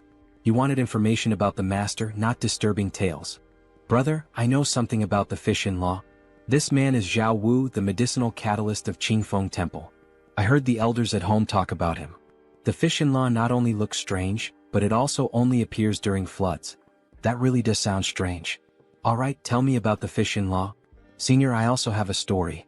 The medicinal catalyst of Qingfeng Temple, Shazi. I know Dao Dao. Alright, that's enough for today. I'll be back soon. You all just wait patiently for my news. News? The next day arrived. Early in the morning, Li Huowang was summoned to Dan Yongzi's room. I've more or less mastered the internal and external heavenly circulation technique. Now, tell me the ingredients used to refine the pills. Yes, master. Li Huowang approached the stone tablet and once again began to inspect it, trying to make his words sound as convincing as possible. Take 2 hearts of the mountain grandma and extract their essence. Master, what is this? Meanwhile, Dan Yongzi paced back and forth in his room, his face full of uncertainty. Is that so? Do I really need something this vile to become an immortal? Master, what is a mountain grandma? Ignore it. Keep reading. 1 companion fish. Take its gills and soak them in 100 grams of Astin. Li Huowang combined his own knowledge with Xiaowu's, carefully crafting an incredibly believable pill recipe. It had taken him the entire night to consolidate all the information. After he finished reading the fake pill's ingredients aloud, Dan Yongzi unexpectedly grew excited, muttering to himself. Once he compiled and analyzed the ingredients in his mind, he was stunned. Yes, that's right. Astin is naturally cold, so it must be balanced with something of a hot property like a companion fish. This is incredible. And to think we would need the hearts of mountain grandmas to refine a pill. Why did I never think of this before? Since humans can be refined into pills, then it stands to reason that evil beings like these could also be used for the same purpose. Dan Yongzi reasoned with himself, trying to justify the ingredients. Li Huowang realized that Dan Yongzi could be extremely intelligent at times, yet utterly foolish at others. He never trusted anyone but himself. Ultimately, everything came down to superstition. In a world without gods or demons, being superstitious would be considered foolish. But even in a world full of supernatural beings, being overly superstitious was still foolish. Just then, Dan Yongzi reached into his sleeve and pulled out a bronze handbell with a noticeable dent. Li Huowang immediately recognized its resemblance to the bells used to control zombies in movies he had seen before. Dan Yongzi shook the bell violently, and a piercing sound rang out. It was so loud that Li Huowang felt as if his head would split apart from the pain. He barely had the strength to close his ears and grit his teeth. At the same time, he realized that the bell affected not just his hearing, but also his vision. Everything around him twisted and distorted, as though the entire world were being shaken. What is this? What is Dan Yongzi doing? Did I make a mistake? Have I been found out? Just as Li Huowang feared he had failed, he noticed the edges of everything around him. The corners of the table, the hems of Dan Yongzi's sleeves, even the borders of the sacred text, starting to gather in front of Dan Yongzi. He couldn't clearly see what was forming, but he knew one thing for certain. It was made from the edges of everything around them, and it was alive. For a moment, Li Huowang thought he was hallucinating and shook his head. But then, right before his eyes, the thing split into two. As he stared at the two wriggling entities in front of Dan Yongzi, a hunch formed in his mind. Are these the creatures that will gather the ingredients for Dan Yongzi? Just as that thought crossed his mind, he saw Dan Yongzi lower his body, scoop up a handful of dirt and shove it into his mouth. Then, in an unnaturally distorted voice, he spoke to the creatures. His voice was bizarre, unnatural, yet the creatures understood him. As soon as Dan Yongzi finished giving his instructions, they quickly disappeared. When they departed, everything returned to normal. Dan Yongzi, looking pleased, said, "Don't worry. Even if the ingredients listed in the sacred text are difficult to obtain, I can still get them. It's a good thing I still have people outside to rely on." Li Huowang responded with admiration. "Yes, Master is someone who will definitely achieve immortality. Nothing in this world is too difficult for you." "But Master, what were those things?" Dan Yongzi glanced at him and said, "It seems you still have much to learn. Those are the wandering gods mentioned in the sacred text." Due to the dangerous situations Li Huowang had been in for the past few months, he had never had the time to consider these things, nor had he taken the opportunity to truly contemplate the nature of the world he was now living in. What exactly was a mountain grandma? What were the wandering gods? None of these things had existed in his original world. If it weren't for the pork and lamb he had eaten here, he might have thought that nothing in this world was ordinary. Dan Yongzi placed the bronze bell back inside his sleeve and said, "This is a good treasure. I had to use a lot of my power just to take it." "Take?" Li Huowang asked. "Yeah, of course I had to take it from someone else. Do you think anyone would just give it to me for free?" Dan Yongzi said matter-of-factly. "That's what I should do if someone has something that I don't. I learned that lesson when I was 5 years old, the day someone snatched a bun from me. When I was younger, I robbed people and took their money. Then I started stealing techniques, treasures, even disciples. I've even taken the entire Zephyr temple for myself.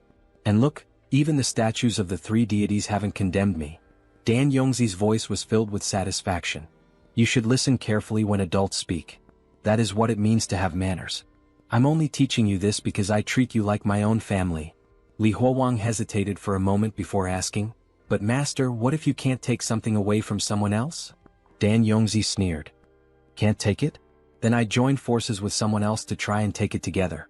You're literate, yet you don't know how to use your brain? If I still can't take it, I'll poison them. If poisoning doesn't work, then I'll frame them. Do whatever it takes, use every underhanded trick possible. Just get what you need." Those few sentences alone were enough for Li Huowang to fully understand Dan Yongzi's way of doing things. He would stop at nothing, using any method necessary to obtain what he wanted. Li Huowang responded, "Master, you are quite wise." Dan Yongzi laughed coldly. "Yeah. So what if I can't read? So what if I don't understand many things? They called my ways vile and evil. Fine. Then I'll become an immortal and show them exactly who is stupid and vile." His last words came out as a shout, his ugly face contorted with rage. Li Huowang didn't know who Dan Yongzi was referring to, but it was obvious that there was a deep grudge between them. From that moment on, Li Huowang spent nearly all his time with Dan Yongzi, eating, sleeping, and researching the path to immortality together. During this period he refined the recipe bit by bit, making the sacred text's method appear increasingly credible. Before long the ingredients Li Huowang had requested arrived. One of them was sticky, pale white and covered in soft black fur. The other was a lump of faintly glowing black boils. The sight of them filled Li Huowang with both disgust and awe, disgust at their repulsive appearance, and awe at Dan Yongzi's ability to actually obtain them. "Master, should we refine them now?" he asked. Dan Yongzi shook his head. "No need. There's still some time before the new year. Let's have our New Year's Eve meal first." Li Huowang was momentarily stunned by these words. A New Year's Eve meal? Was this some kind of tradition? Without hesitation, he followed Dan Yongzi out of the pill refinement room, making their way to the cave where meals were typically eaten. The other three disciples, Chang Ming, Chang Ren and Xian Yuan, were already there waiting. When Dan Yongzi saw the empty table, his expression darkened. "Why have you not set places for the deceased disciples? Hurry and prepare their utensils. We must welcome them properly for the New Year celebration." Soon each dead disciple had their own set of utensils, placed neatly at the round table. Only then did Dan Yongzi's expression soften with approval. He took his seat at the head of the table while Li Huowang sat to his right. The left side remained empty, that seat was reserved for Jiang Kuan. "Bring out the dumplings." Assistants entered carrying a steaming plate of dumplings. The fragrant aroma filled the cave as they carefully used metal spoons to place the dumplings into everyone's bowls, including the ones prepared for the deceased disciples. Dan Yongzi chuckled. Ho ho, the new year is almost here. Relax and eat. Despite his words, no one touched their food until Dan Yongzi took the first bite. He picked up a white dumpling with his chopsticks and placed it into his mouth, chewing with satisfaction. The pork lard and chives blend together quite well. He suddenly paused, biting down on something hard. What's this? Corn? Ah, a sign of good luck. Li Huowang stared at the dumplings in his bowl for a long moment before finally taking a bite himself. Dan Yongzi watched him eat and grinned. You all are lucky being able to enjoy dumplings like this. When I was your age, I didn't even know what dumplings looked like. I had only ever heard of how delicious they were. Then one year, during a New Year celebration, I caught a whiff of an amazing aroma coming from someone's house. That was the first time I saw dumplings. I didn't even bother playing with their beautiful daughter that day. I simply cut her down and went straight for the dumplings cooking on the stove. I must have eaten at least half a kilogram of them. Back then the stuffing was the same, pork lard and chives. The other disciples only smiled weakly at the story, while Li Huowang quietly stuffed his cheeks with food. Dan Yongzi noticed the tears welling up at the corners of Li Huowang's eyes and sighed. Without saying a word, he picked up his own bowl and placed it in front of Li Huowang, giving him his share of dumplings. Sigh. Looks like you've had a tough life too. Eat slowly. Don't choke. The New Year's Eve dinner of 5 continued, the only sound in the cave being the clinking of bowls and chopsticks. Just when Li Huowang thought they would move on to refining pills, he saw Dan Yongzi pull out a stack of red envelopes from his sleeve, handing them out to each disciple, including the dead ones. Come now, the new year is almost here. Place them under your pillows. Dan Yongzi sighed as he watched them take the envelopes.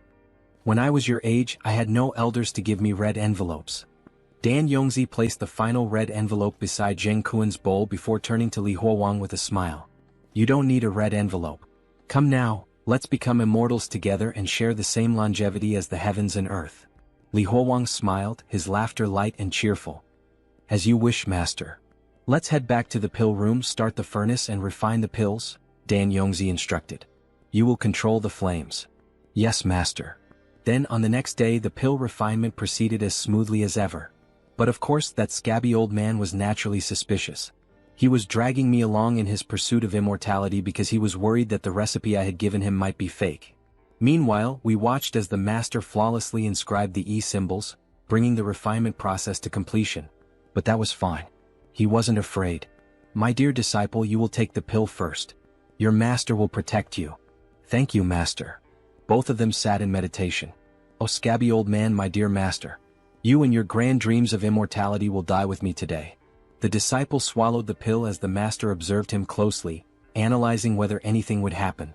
So much primordial spiritual energy, it was as if the apprentice was sinking into an endless sea of energy. Now he could see it. Now he could feel it. He understood. He was truly stepping onto the path of immortality. The protagonist put on a grand display, as though he were lost in an illusion. Upon hearing of immortality, the master was finally convinced and decided to take the pill himself. This ancient Taoist was ascending to immortality as well. Both remained motionless, seated in meditation, facing one another. However, moments later the protagonist began coughing up blood. So much blood. His stomach was tearing him apart. He collapsed to the ground, laughing. But none of that mattered. His duty had been fulfilled. Are you still hanging in there, scabby old man? This was just a technique I copied from Chun Xiaan novels. You will never become an immortal. Black tentacles started writhing out of the master's body. The only thing you will become is a ghost, the protagonist sighed, holding a pill in his hand, the same red pill that made the body burn with heat and surge with immense strength. And then, after swallowing it, he smirked. Hey master, are you deaf? I'm talking to you. A temporary burst of power surged through him. His eyes burned with a psychotic gleam. Without hesitation, he delivered a devastating punch to the master, smashing his face against the ground.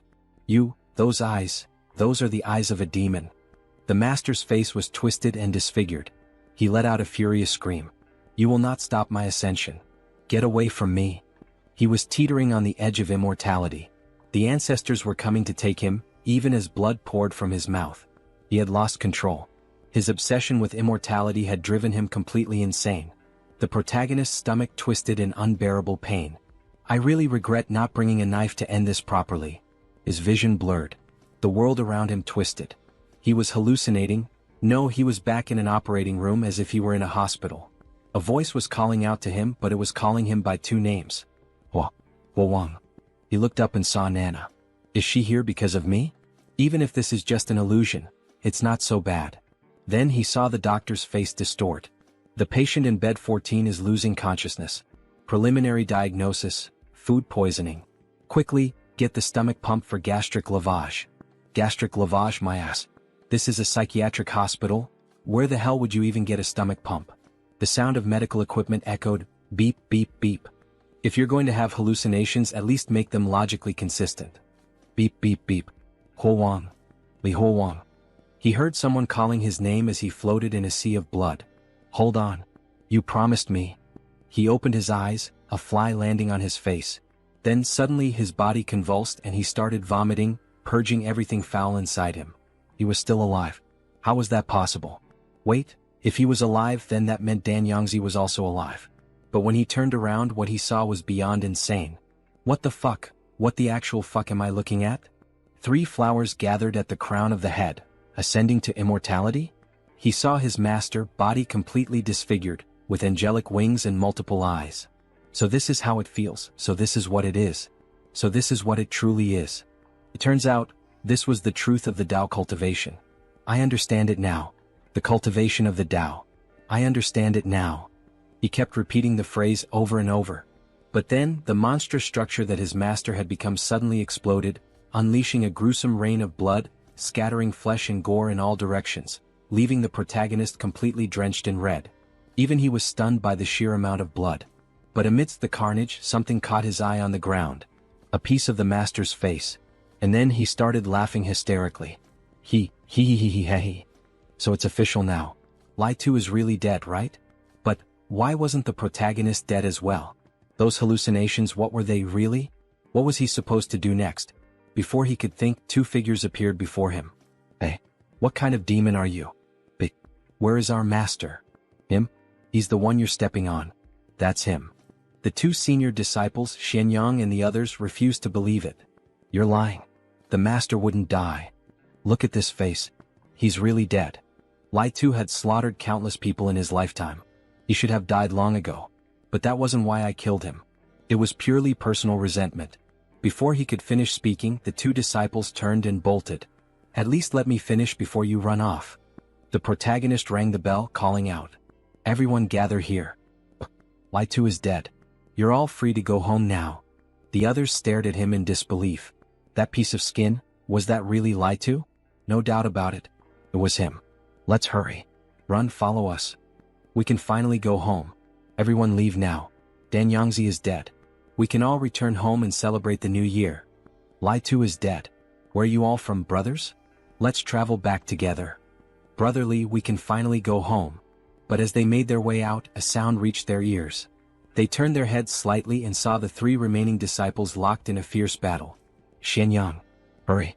Let's kill these 2 accomplices of Dan Yangzi. Then we can share the heavenly book together. Xianyang, if you don't want to die, get out of here now. The master taught you the Tao of alchemy. In a situation like this, do you really think you can stand against the 2 of us, who practice the Tao of the sword? So, in the end, this is all about the heavenly book. But that wasn't really a book that granted immortality. It was just an old scripture. Senior brothers, why don't you come with us instead? Xianyang, if you're not interested in the book, then leave now. Otherwise, we will kill you. Alright, so they will go first. Those 3 older brothers will keep fighting among themselves. We'll meet again. Then the protagonist begins to ring the bell. Everyone who wants to go home, follow closely behind. Don't get curious and don't look inside. The swords of the 3 older brothers show no mercy. Then they're finally out. We see them as if emerging from a cave into a forest. It looks like sunset with birds all around. Everyone is happy, at last they're going home. What joy. The sun is already high. Did he spend the whole night with the bald guy in the alchemy room? Senior brotherly, let's go too. Wait a moment, says Huowang as he gently holds her hand. Then he places something in her palm. These are the last words and addresses left behind by those who died here. After you leave, remember to find someone to go with you and take these back to their families. Senior brother, what do you mean he's not going home? Forgive me, but Huowang no longer has a home. So he returns to the temple. Where else could he go? That place is all he has left in his memories. Speaking of which, today is the first day of the lunar month, and he hasn't eaten that disgusting black tai sui this month. The effect that suppresses the hallucinations is about to wear off? Even if it's not real, it doesn't matter. Let him see Nana one more time, just once is enough. Then, as he closes his eyes, he begins to sink into a deep ocean of blood, as if his mind is emptying. However, before he reaches rock bottom, he hears the sweet voice of the white-haired girl. Senior Brother Li. At the same time, Nana pushes him from the other side. Li Huowang. Senior Brother Li, let's go together. There's no need. It's alright here, he's used to being here. Well, since Senior Brother Li wants to stay, why don't they just leave? Be quiet. Don't you dare say that again. Everyone falls silent after hearing the sweet girl shout at them. Senior Brother, if he can't go home, he can go to her home. Her home is very spacious and the east wing is empty too. Senior Brother, he's not completely alone. Huowang, you still have her. Li Huowang. He can't give up on himself. Can he hear that? Beep, beep, beep, son, you can't die. If he dies, how will his father and mother go on living without their son? Huowang, beep, beep, beep. Then once again that butterfly appears in the protagonist's eye. Li Huowang. Nana, that voice is yours, Li Huowang. He quickly gets up and tries to grab her. Nana, I knew that was your voice, hold me. Huowang. Promise me that no matter what he encounters, he will never give up. He has to live a good life, alright? Alright, Nana, I promise you. Senior Brother Li, let's go. It's uncomfortable for her to stay in that position. Then he realizes that this whole time he has been speaking to her, and not to Nana. Or maybe she and Nana are the same person. Huowang doesn't know what to think anymore. Alright, here, take this back. None of us here can read it, so returning their last words is something he must do himself, Senior Brother Li. Wait, I can read it? But the other one places a hand over his mouth. Even if you could read it, it's better to pretend you can't right now. Can't you sense the atmosphere? Senior Brother Li personally made a promise to them, so as a man of his word, he must honor their final words. Oh, alright, we'll start heading out now. First, gather all the food in this place so it doesn't run out on the road. Yes, Senior Brother Li. He still has one more thing to take care of. Strange, why can't he find that tai sui anywhere in the entire Qingfeng temple? Did it grow legs and run away? Without tai sui he can't keep his hysteria under control. The only place left is Leida's alchemy room. Damn it, how did it get out of the cave and end up here? Could it have appeared here because of the Danyangzi fragment? Wait, why is this tai sui shrinking? So its life is connected to Danyangzi's? Hey, stay with me. If it completely retracts, what is he supposed to do about his hysteria? Didn't you want the Danyangzi fragment? Then he picks up a chunk of flesh, organs scattered across the floor, he'll give it to it now. He stuffs it into the monster's mouth, but even after it consumes part of Danyangzi, the situation only gets worse. What the hell is going on? After devouring Danyangzi's remains, this tai sui is shrinking even more. No, he can't waste it, not even if it dies. Dried food, travel expenses, and a few spare sets of clothes. They should have taken everything useful from Qingfeng Temple. This should last them for a good while. She wonders how Senior Brother Li is doing. As she gets closer, she sees everyone gathered, murmuring something. So, this was the thing Senior Brother Li wanted to handle on his own? Damn it, if he had known it was this, he never would have followed his lead. Then he starts vomiting. God knows if this thing will end up eating them too on the road. Then we see the protagonist devouring the entire monster, all of its organs, like some wild animal desperate for meat and starving. Senior Brother Li, I finally found you. Forgive me for this disgraceful scene. This tai sui can suppress his hysteria. But for some reason, it keeps shrinking and looks like it's about to disappear. He had no other choice but to do this. She seems to understand the reason and chooses to ignore the whole situation. His clothes are filthy, Senior Brother. She brought him fresh, clean clothes. Is there anything else Senior Brother needs to take with him? Let's go. There's still one more place to check. It's so quiet here. It seems the three older brothers have decided the winner. Senior Brother, have you finished fighting? Well, they're all dead. What a brutal scene. One of the brothers is impaled, another lies dead with a sword through his stomach. Senior Brother won't need this sword anymore. So he'll use it for now. Then he sees the sacred book again. This celestial book. If he leaves it here and it's discovered, he has no idea how many people it might harm again. So, with a swing of his sword, he tries to break the stone, but instead, the sword is the one that shatters. Duan, the sword breaks into pieces, but the celestial book remains intact.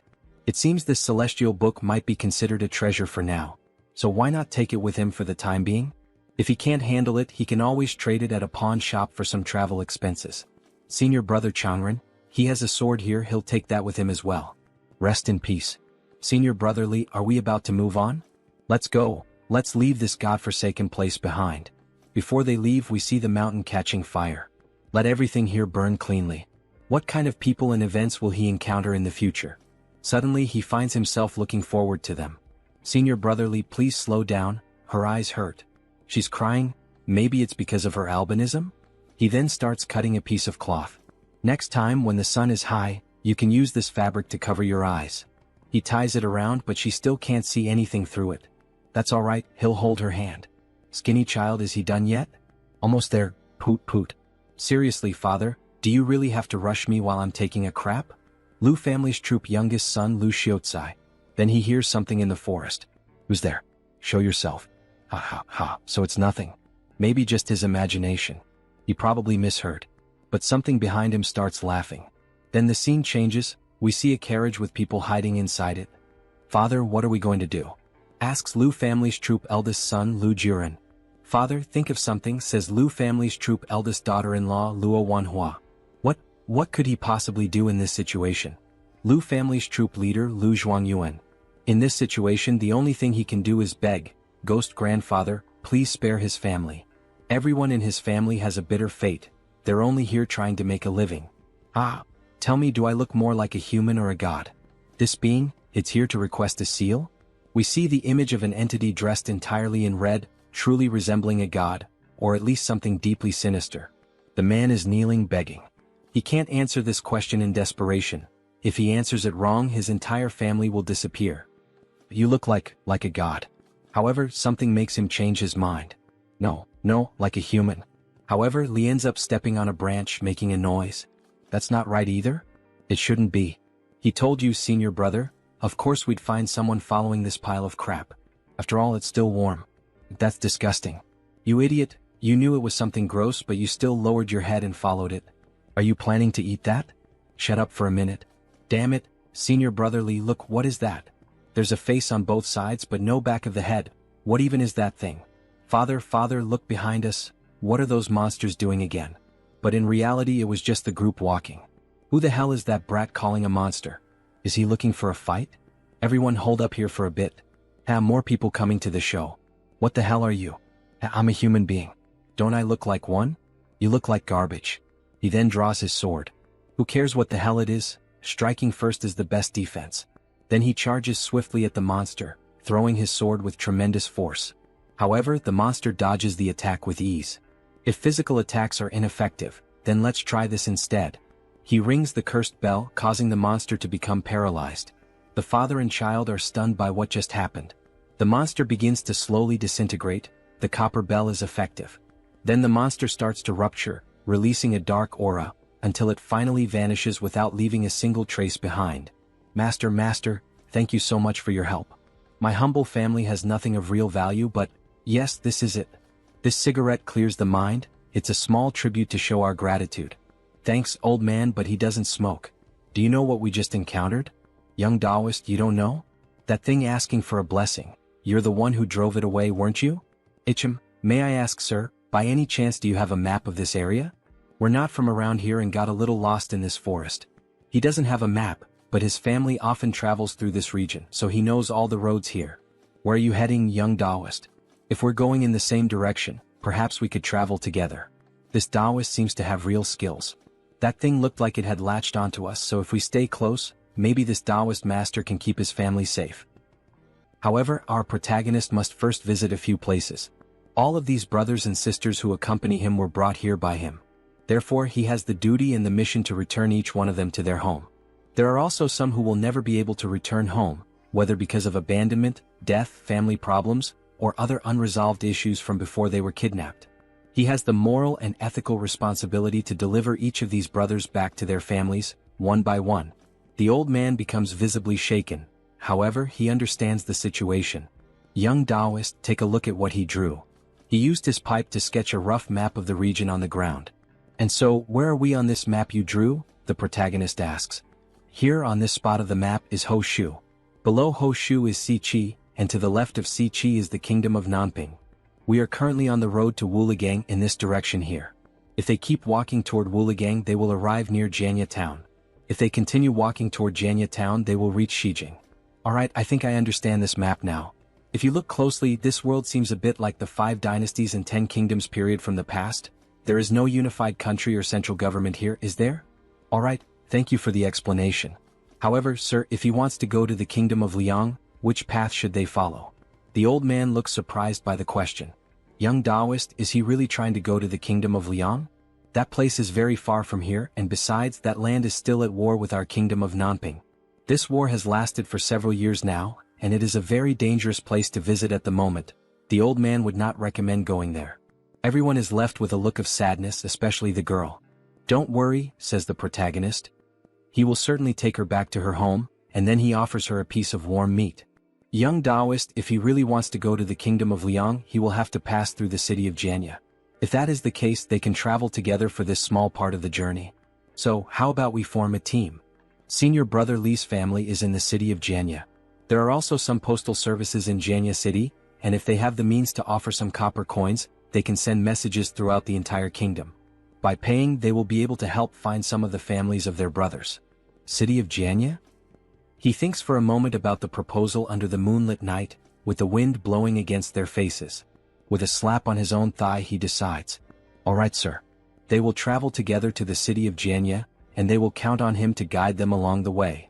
Young Master Taoist, he is so kind. Everything can be easily discussed, says the old man happily. So they start walking through the same dark forest as before. However, a red smoke looking like blood watches them and laughs at them as if something were observing them. Then, on the following day, they exchange information among themselves. The old man, along with his children, performs theater shows as a way of making a living. And so, how is the business in this theater trade? Times are hard and business is even harder. After a severe drought, the entire city of Nanping suffered a great flood, and ordinary people are struggling even just to eat. Look over there, we can see some people in the fields. Then they both continue talking as they travel. The old man, smoking and riding on the donkey, explains the business situation in more detail. Since common people have no money and are struggling even to afford a basic meal, there are even fewer who are willing to watch performances, give tips, or spend money. So, are there no more rich people in these regions? Like the nobility or wealthy landowners? These rich people do not even bother to hire a theater group for a funeral anymore. They just finish it off with a meal. Not even for branch ceremonies. Then they see 2 children playing and watching the group as they pass by. The tall young man tries to communicate with them with a smile on his face, but he ends up causing the opposite effect. The children scream, "It's a ghost," and the other starts shouting for his mother. The old man says, "How can we, singers, compare ourselves to the skills of the young Taoist?" The children run away, scared by their ugly faces. The young Taoist is so powerful at such a young age that his future achievements are limitless. It's not all that, he says, there's no need for flattery. Then, as they continue traveling, he takes the opportunity to ask the old man a question. These lands have really been without water and remained under severe drought for a long time. In any case, is there any well-known sect in this country of Nanping? A sect with special abilities, for example, people like him? Yes, special abilities, yes, they do exist. There is a sect in the city of Xijing. They are very good at helping people have children. Called, what is it called again? The old man is already going crazy from smoking that pipe so much. Right. If he gets to Xijing, he just needs to ask someone on the street and they will know. Then one of the old man's sons interrupts the conversation. Father, look ahead. We have finally arrived at Wuligang. They see a very humble village along a dirt road with dead plants, no water, and a large cloud of smoke rising from the town. Young Taoist, let's move to an open space at the entrance of the village and begin our performance. All right. The Liu family's theater troupe is about to start the show. Set up the stage. In the next scene, we see the protagonist lying down on a pile of hay, resting and thinking about life. Xijing. He wonders what kind of sects exist in Xijing and what they actually do. After all, asking for a child does not seem very trustworthy. But since they dare to establish themselves in a big city, they are probably not an evil sect. Then, something is placed over his face. He quickly gets up, startled. Senior sister, why on earth did you remove the blindfold we had put on her again? It is still daytime. Her eyes are going to water again. However, she ignores him with a beautiful smile on her face, giggling. Senior brotherly, look at this bronze mirror. They use this mirror for makeup in the opera. It shows a clear reflection. Look, the reflection is really very clean. Then she points to the protagonist, showing him his reflection. But in desperation he shouts, "Hey, wait a second. Senior sister, back at the Qingfeng temple, did he really look like this? With this same face shape? Eyes, nose?" Yes, senior brother, it has always looked just like the way it is now, as reflected in the mirror. What's the matter? Senior brother, is there a problem or something strange about his image, about his reflection in the mirror? Bai becomes worried by this extreme change in his mood. After all, he has often shown signs of being unstable. No, it's nothing, don't worry. Looking at his reflection more carefully, he realizes that his new face resembles his face back when he was in the hospital, but with an older appearance. Back at the hospital he was still in high school. How could he be this old? No, his mind is a mess and his memories are fragmented. His life truly feels like a joke. Meanwhile, off to the side, people start gathering around the square as they notice a red canvas being unfolded. Then the theater performance begins. The old man is dressed in traditional clothing, with a few black smudges on his face and a weapon in hand. Ouch, ouch, ouch. His cruel uncle has thrown him out of the house. Now it is the girl's turn to join the performance. Like a lone wild goose in the middle of the snow. Like weeds at the side of the road, trampled by everyone. His daughter and she are suffering from hunger and cold, which are unbearable. They can only beg for food on the streets, and the child starts crying from hunger. This is how the Liu family troupe performs. They earn their money through hard work. Everyone in the audience starts getting excited with the performance. Suddenly, the old man sees the protagonist from afar in the crowd, young Taoist. He runs over, abandoning the woman. Hello, young Taoist, he came at the perfect moment. What is the problem? The old man's business is facing some trouble. Could he help him? Master Liu, he does not know how to sing opera. He is afraid he will not be able to help him with his problem. No, young Master Taoist, he doesn't need to sing opera. It is something else he can help with. There is a rich local family here in Wuligang, the Hu family. Master Hu has just asked someone backstage to invite him. He wants me to perform a ghost play at his house. To perform a ghost play? Does he mean to perform a play for ghosts? Wait, Senior Li is surprised. Oh my god, certainly not. This so-called ghost opera is actually just performing a play in the ancestral hall, facing the ancestral tablets. It is nothing too serious. If it is only that, then what problems are there with this business? Why doesn't Master Liu handle it himself? Because, he then sighs before explaining, because this is also the first time he will be performing a ghost play and he feels a bit uneasy, he knows. So he would like to invite him, a Taoist master, to be there and help keep him calm. Master Liu, he apologizes, but this is something he cannot help with. He generally tries to avoid these kinds of things. There is no way he would go out of his way to get involved. In the next scene we see a bit more of the city with people moving through it. Then we see the protagonist talking to someone in an alley. Senior brother Li, we don't have much food left. Even if we eat in moderation it will only last 3 days. Is it because we have little money? She has a jade pendant that could be exchanged for money. She is worried about his innocence. Senior brother Li, there are no pawn shops in this village, so even if we wanted to exchange it for food, the villagers wouldn't have enough money. So that's how it is. However, their conversation is interrupted by the old man. Hey, hello young Taoist, hi young Taoist. Master Liu, please reconsider the request made by this old man earlier. Master Hu is very generous with his payments. As for what the other side is offering for this deal. The old man excitedly proclaims the amount. 10 taels of silver. Master Hu is offering 10 taels of silver. If the young Taoist master accepts, each of us will receive 5 taels. Converted into copper coins, that's 5,000 copper coins, young Taoist master. Bai becomes interested and curious about the proposal made to Li. How much grain could this buy? It should be enough for us to travel for a good while. 60%. How about he keeps 60 and the old man takes 40? Young Taoist, he is begging you. It's not easy to make that much money these days. The protagonist hesitates, thinking about what to do. However, an unexpected doubt arises. Master Liu, is there a blacksmith in this village? He asks while holding the bell. What? A blacksmith shop? He will take the job, but first he needs to find a blacksmith and repair this bell because as you can see it's dented. Only after that will he be able to help. Then we hear the sound of a hammer striking hot iron. He starts to complain. Can't hammer, can't melt, so how can he fix this handbell? What kind of stinky problem is this? Blacksmith of Wuligang. So, any solution? He asks, shaking the bell. These days, one after the other. Only crazy people come here. Come here, damn it, give me a hand helping with this madness. Boy, are you using your strength? He's already using all his strength. They try to straighten the bell with a pair of tongs. However, young Taoist, this seems complicated.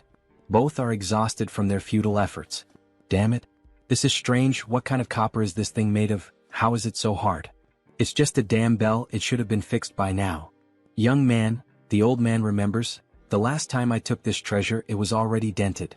But that didn't stop me from using it. How about we head to the ancestral hall first? Master Hu must be getting impatient. The protagonist looks irritated and starts searching through his clothes. Then he finds a red pill, the one that makes the body warm and grants supernatural strength for a while.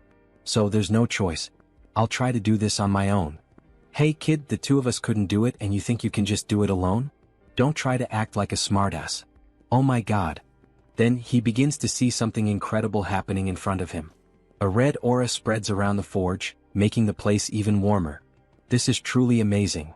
We see the protagonist effortlessly straightening the bell by himself, power emanating from his eyes as he gains incredible strength. It seems the pills still work, especially in this world outside. The restoration is successful, and the bell is now in perfect condition. I told you not long ago that this young Taoist is incredibly powerful, right? Yes, that was truly amazing and there's no explanation for what just happened. What the hell did he do? I saw him put something in his mouth before this explosion of strength. Master Hu really invited a specialist to help this time.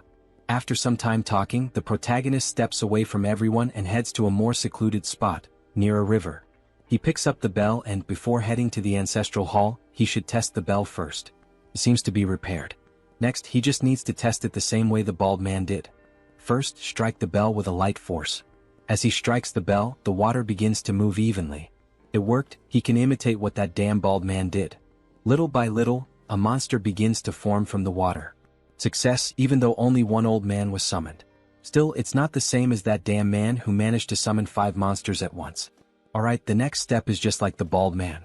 Grab a handful of dirt and shove it into my mouth. Then he starts chewing the dirt near the river.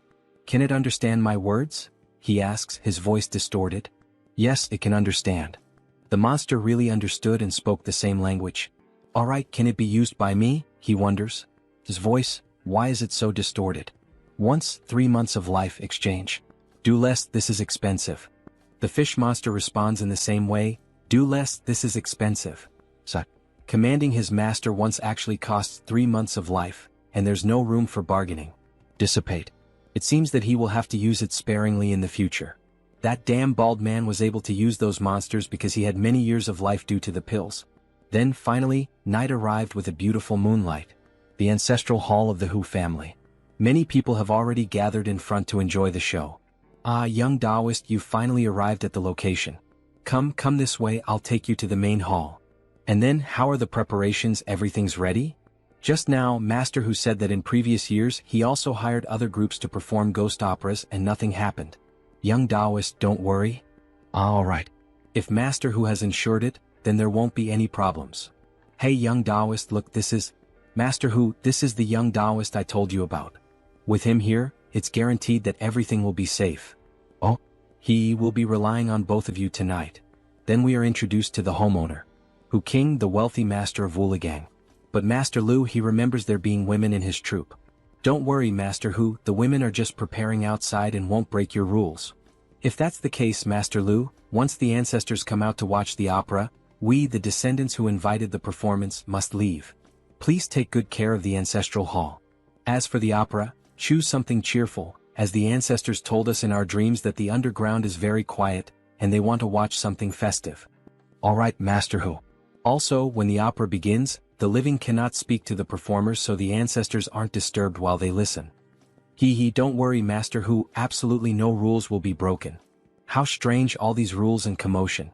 Well anyway, no matter how you look at it, it doesn't seem like anything will go wrong. Let's hope everything goes well. Then the show begins. The Duke Gong likes wine and listens to frivolous music. Jia Junshan asks about the dance posture.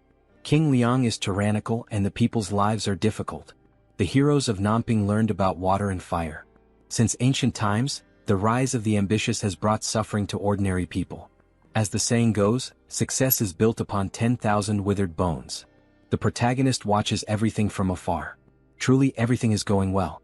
On stage, the atmosphere is lively and bustling, but the audience is in complete silence.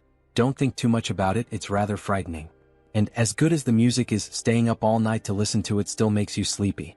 It's lively and bustling, but the audience is in complete silence. Don't think too much about it, it's quite scary. The characters in the play begin to fight and put on a beautiful performance. But no matter how good the music is, staying up all night to listen to it still makes you sleepy. It seems that ever since he arrived here, he's been getting sleepier. He seems to fall asleep easily. This isn't good, as he accepted the money. The reality starts to shift as he falls asleep, as if he's returning to the hospital. He really can't sleep while working. However, he suddenly awakens. Something is wrong. Why did the singing suddenly stop? Mr. Liu, why did you stop suddenly? Then when he looks at the Liu family, he sees a huge monster with a red aura. Good show, here is your reward. So it's that ghost again, I thought it had died. He then makes copper coins rain down, as if he were truly a deity. Even the moon turns red. A show of flying coins. However, Master Lu's daughter is terrified, almost unable to breathe. Yet, her father places his hand over her mouth, saying nothing, just stay quiet. Then the monster approaches her. Well done, that was a nice show, scaring her even more. Look here, your reward. And again he makes more and more copper coins appear. This ghost is truly rich. After making so much money rain down, he quickly flies off to another location, while the protagonist simply observes the situation. The monster quickly runs into the house, sits on the throne, and demands that the show continue. The entity wants to keep watching. Master Lu, this evening's performance shouldn't end, let's continue? Young Taoist, this. The old man is very scared, this wasn't supposed to happen. Then the protagonist takes a step forward. Why are you still standing there? Don't stop, keep singing and performing your show.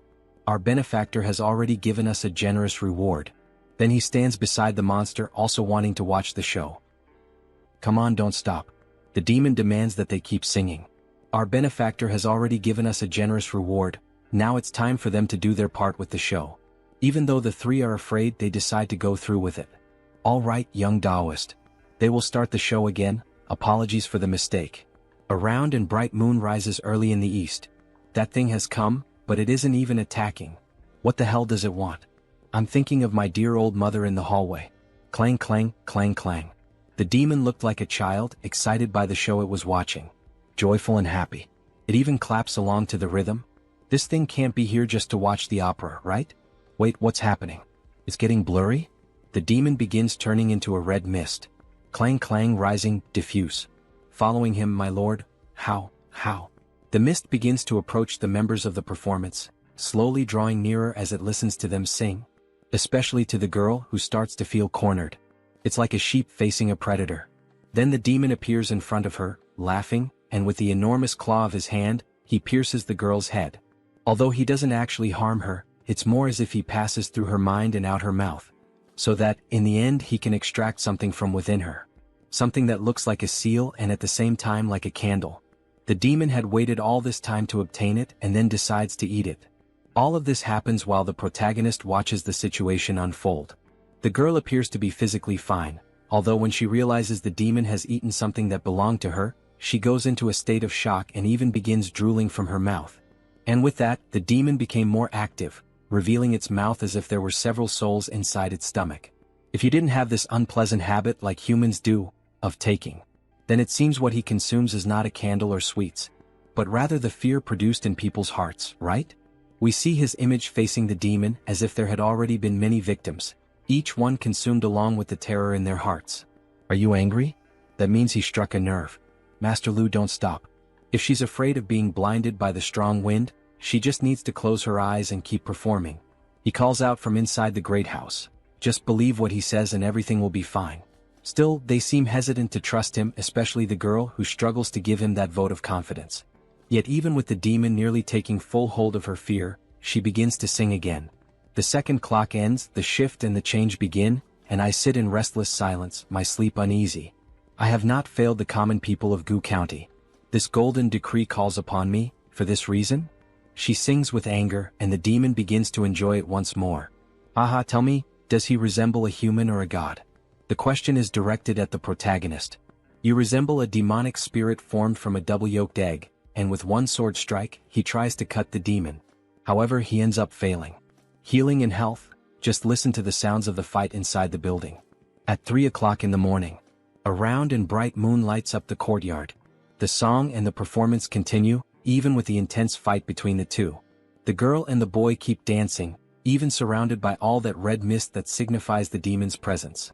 The girl, upon snapping out of the emotional shock, is startled to see our protagonist in the sky, fighting. He is trying to kill the creature, but in the end, when he throws the sword, it flies past the old man and nearly kills him. However, while he is thrown far away by the demon, the book containing the sacred scriptures ends up slipping out from his body. And when he manages to pull it back, since it was tied to him, he realizes that this stops the demon from continuing to harm him. Yes, these scriptures really do contain some kind of overwhelming power. After all, even a monster like this one is frozen in fear. And even wounded by a purple energy emitted from the stone that holds the scriptures. He hadn't expected that. This thing truly fears the celestial scripture. That is going to be his advantage to win this fight. The demon now seems to want to retreat, because even it can't stand against that cursed stone. Aha, it looks like fortune has turned. Now it's his turn to counterattack with everything he's got, even if it means using that damned stone. And we see one of the most beautiful scenes so far in this manhwa. He stands in contrast to the red moon, on a night devastated by darkness. Yet there is an intense glow of purple-black light shining from the sacred scripture. At the same time, the bell hanging from his body is clearly visible. The demon is enraged and charges at him, and with that we witness a brief clash between the two mists, the red and the purple. He is literally using a stone to strike the demon, or at least trying to hit him. But the demon manages to dodge, causing the stone to slam into the ground and leave a hole right in the middle of the courtyard. Go to hell, he will drag the demon to hell here and now, even if it means sacrificing himself. And in a desperate moment, using all his strength, he hurls the stone with the sacred scriptures straight at the demon. But he ends up failing. After all, the monster had hidden itself within the walls. Damn it, he says, frustrated. Can this thing from the dawn even pass through walls? Disappear? Consider yourself lucky for having escaped so quickly. We see the damage he left on the wall while using the stone, and the funniest part is that the stone remains completely intact. Then the old man approaches him with the sword in hand. Young Taoist, here is your sword. My sword fell near your side? Thank you, Master Lu. As he takes the sword, he begins to hear a demonic laugh. It's coming from Master Lu. He has been possessed. Tell me, do I look more like a human or like a god? His appearance has completely changed, with a wicked grin and glowing red eyes. Wait, this isn't good. This Master Lu is a fraud. He shouldn't have taken the sword. His hands are full. Then the old man's hands begin to transform. He now looks like a ghost as he tries to grab him. Penetrating, he manages to sink his claws into his body. The demon got what it wanted, to reach the protagonist's body. Finally, foolish human. Now tell me, does he look like a human or like a god? But he stays completely calm. After all, this was all part of his plan. There's no way for the demon to escape him now. So he begins ringing the bell in front of the possessed old man.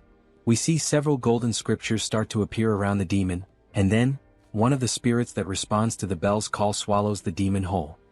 He continues to ring the bell while the monster is devoured by the spirit. Master Lu's face begins to become disfigured, as if it were melting. In the end, only an empty shell is left behind. It's finally over. It turns out the real body of that thing was the shadow on the ground. No wonder cutting its body in half didn't work. Checking the time, it's almost 5 in the morning. At last it's over. The intense glow of the night, with the reddish moon and petals scattered through the wind. Yet he begins to hear a song. The God of Joy sings. The God of Joy smiles. Well-dressed and courteous. Kind and warm. What the hell? This demon still isn't dead. He then rings the bell faster, causing the spirit to devour once again the small remnant left of the demon. However, this time 2 of them appear. The God of Joy dances. The God of Joy enjoys himself. The ink on the red paper is fresh. The God of Joy is angry. The God of Joy is sad. The skull lanterns shine bright like the sea. And more demons begin to appear, each with a different shape. What the hell is this cursed thing? The God of Joy is hungry. The God of Joy is starving. In the left hand are the heart and the liver. In the right hand are the intestines. Is this ever going to end? The protagonist sees a sea of corpses, as if he were witnessing the very vision of hell. The village chief has come to welcome the God of Joy. Then the entire mansion becomes engulfed by demonic power. He has fallen into a trap. We see him as if bound by several spiritual ropes wrapped around his body. Welcome. And his face is beginning to become distorted. No, he must not think of that name. He tries to resist the demon. But something is happening before his eyes, he cannot quite understand what it is. He is trying to pierce his way out of the heavens. He can no longer keep watching. Trembling, he shuts his eyes. Then, a hand begins to emerge at his side. What the hell is this? Where did that hand come from? The hand grabs hold of all the evil and finally manages to shatter the illusion that had been cast until now. Finally, the protagonist begins to see the sun. And suddenly, he realizes that he had been in the chair the whole time. Phew, he was saved. With that hand now, he managed to hold on until dawn. That hand, whose hand was it? He stands up. It shouldn't be the Liu family troupe. The sound of their performance has not stopped since then. Then some of the elder stones from that house begin to move. Wait, was it you who helped him? Then they start to fall. Even if it wasn't you, there's no need for such a strong reaction. However, the hand appears again, touching his shoulder, calling him child, just like his old master used to. Then, on the next day as the sun was rising. Excellent, excellent. The ancestors are very pleased with this offering. The incense and candles on the table were completely burned out, such an auspicious sign. Son of Hu King, Laji Hu Jiang. The plump man who arranged the performance. Mr. Liu, you gave it your all. Allow me to offer a toast in your honor. It's nothing truly, this old man was simply doing his duty. Then a child tugs at the old man's clothing. Were you the one singing in the ancestral hall last night? He heard everything from outside. You sing really well. Grandson of Hu King, Hu Xiaoya. He as long as young master who enjoyed it. Someone. Take the young master back to his room to study. He doesn't want to study. Put him down. Mr. Liu shows a look of sadness. Jiang tries to shift the mood. My apologies for this little commotion. Here are the 10 taels of silver we agreed upon, Master Liu. Please accept them. He has other matters to attend to, so he won't be staying any longer. Hee. Thank you for the reward, Master Hu. Then they finally finish their conversation and Liu's children speak to him. They finally finish talking. She wants to eat caramelized pork belly and roasted chicken. So while she runs off to get the food, Liu removes the dish from the table. Come over here, young one. Young Taoist, please eat first. What to eat? You all go ahead and eat first, don't worry about me. The Hu family had prepared truly rich and hearty dishes. It would be a shame if the young Taoist didn't try them. No rush to eat, Master Liu. Last night, you saw those memorial altars all collapse at once, didn't you? How would he know about that? She was singing on stage with her eyes closed the entire time. Is that so? The sound from last night, although very faint, was definitely unmistakable. That was the bald man's voice. No matter what world he's in, only that man would call him boy. But these collapsed ancestral altars and the vanished god of joy, none of it makes any sense. Could it be the 3 flowers gathered at the crown of his head? Could he have truly become an immortal?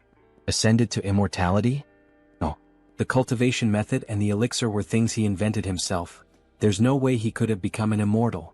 Then what exactly is he now? Young Taoist, what are you thinking about? Now we're all one family, if you have any concerns just ask. Whether it's true or not, all he can do now is head to the city of Shijing first, and then find the Jinga gate that Scholar Liu mentioned. If Danyangzi really did become an immortal, maybe he'll find something out over there. He's fine, he's just not feeling very hungry. You can go ahead and eat first. Young Taoist, wait. Take some of these dishes with you. He still hasn't given you the agreed 6 taels of silver. Wait a minute, young Taoist. Then night finally falls. Everyone gathers and lights a huge bonfire under the starry sky. As they prepare food and chat, the two of them are up in a very tall tree. Senior Brother Li, where did all this delicious food come from? Last night, did something happen? Then he begins telling her everything that happened. The Hu family's performance, demons appearing during the play, and the strangest part, hearing the voice of the old master. Last night. Well, that's more or less how it all went. We see that the moon is shining brightly tonight. Senior Brother Li, she's truly sorry it was them, useless as we are, who dragged you into this. If it weren't for us, you wouldn't have had to go through so much. This has nothing to do with you. Since that thing was able to reach the ancestral hall of the Hu family, it means it had already set its sights on us long ago. Even if the events of last night hadn't happened, we would have ended up crossing paths sooner or later anyway. And of course, a memory comes of when she saved him. It's truly hard to say who will be the burden in the future. Then he finally takes the initiative and holds her hand. However, reflexively, she pulls her hand away, her face completely red. She finally gathers the courage, takes the initiative, and grabs his hand. At last, our couple takes their first steps toward happiness. The two stay close together in that tree under the moonlight. The next day, everyone starts walking again. Little Lord Taoist, Wuligang isn't far from the city of Janya. At our pace it should take about 4 or 5 days to get there. City of Janya, huh? He remembers that Azoa Wu's home is in Janya. How are you feeling, Zhao Wu? Happy to be going back home? Oh. What's the point of someone useless like him going back home? He can't lift anything with his hands, can't carry anything on his shoulders. He'd just be another useless mouth to feed taking up space. Everyone feels sad upon hearing Zhao's words. After all, even though some of them could still use their hands, many had no home or family to return to. They had literally been imprisoned their entire lives by a madman chasing immortality. Who said Zhao Wu is useless? Since we've got free time while walking, he's going to teach you alchemy. You won't need to do any physical labor and can calmly focus on learning something new. Try to remember as much as you can. If nothing else works out, you can still become a traveling doctor and won't go hungry. Alchemy. But how would he even have the means to practice it? Right. Senior Brother Li, he doesn't want to learn alchemy. Would you be willing to teach me how to read instead? He wants to learn how to write and read. Everyone is surprised and also wants to learn how to read. You all want to learn too? Yes. Why does everyone get so excited just at the mention of reading? Little Lord Taoist, do you know how to read too? He knows a little. Why? Do you want to learn as well? Can he learn too? Why not? Everyone who wants to learn can learn. Since all of you want to learn to read, then he's going to start teaching right now. Then the old man comes running back. Father? Why are you here? Weren't you up front with Taoist Li? Shut your mouth. The girl is surprised by her father's reaction. Manhwa, grab all of our dried meat. Okay, let me look. This is all the dried meat we have left, father. Why so little meat? She wanted to save more, but you didn't give her much money. We did earn something from that performance, but most of it went to that Taoist. It was our family that did everything alone. Hey, talk less. You know father doesn't like it when we question his decisions. Father, are we going to eat dried meat tonight?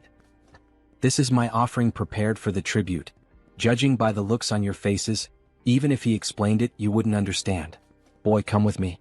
When you meet the little Lord Taoist later, do exactly as he tells you. What are we going to do, father? Don't worry about that. The little Lord Taoist is a noble figure. This is for your own good. As long as you follow him, you won't need to perform anymore. Father, he doesn't want me to perform anymore? Then he begins teaching everyone how to write, using the ground itself as a chalkboard or paper. Little Taoist. Leader Lu, did something happen? Yes, something did, Little Lord Taoist, look, Before he could finish his sentence, the old man is interrupted by the child. Chief, wait for him. He came from very far away to perform with them. Young master who, what are you doing this far out? Don't joke like that. Hurry and go back so you don't worry your father and the rest of your family. The chubby boy is nearly dying after finally running for a bit. No, he's not going back to that place. He wants to perform with all of them. He absolutely loved the dance and the performance. He'll never forget the look on his father's face when young Master Hu of the Hu family shouted that he wanted to learn how to sing opera. Back then he had no idea what singing opera really meant, but he would soon find out. Nonsense. I spent a fortune to hire a tutor to teach you how to read and write. It's bad enough that you don't study properly, and now you want to become an opera singer? Father, not another word. Performing opera is one of the lowest occupations there is. He wants you to rise above, and instead you seek disgrace. Shameful. Then he slaps the boy in the face. Father, he was wrong. He'll study harder. Isn't that enough? No wonder. Every time after a performance, father would never let them interact with the patrons. So that's why. Is that really how the world sees us? Then in the next scene we see the protagonist lost in the forest. Where is this place? Where are Ling Yao and the others? He sees something that catches his attention. Light. He better take a look. He sees 3 red figures in the middle of the darkness. Sorry to bother you. Did you see, son? Wang? Senior Brother Li? The 3 most important women in his life appear. Thank God it's you. Wait, something's wrong. How could Yang Na and his mother be there together with Ling Yao? No, there's something strange about this. He can't move forward. No, he can't stop either. His limbs won't obey him. Then a hand appears behind him, helping him move. Excellent, excellent. Very good. The medicinal manual was also brought. My son, let's ascend to immortality together. We see a giant eye staring straight at the protagonist, resembling his former master. Open your eyes now.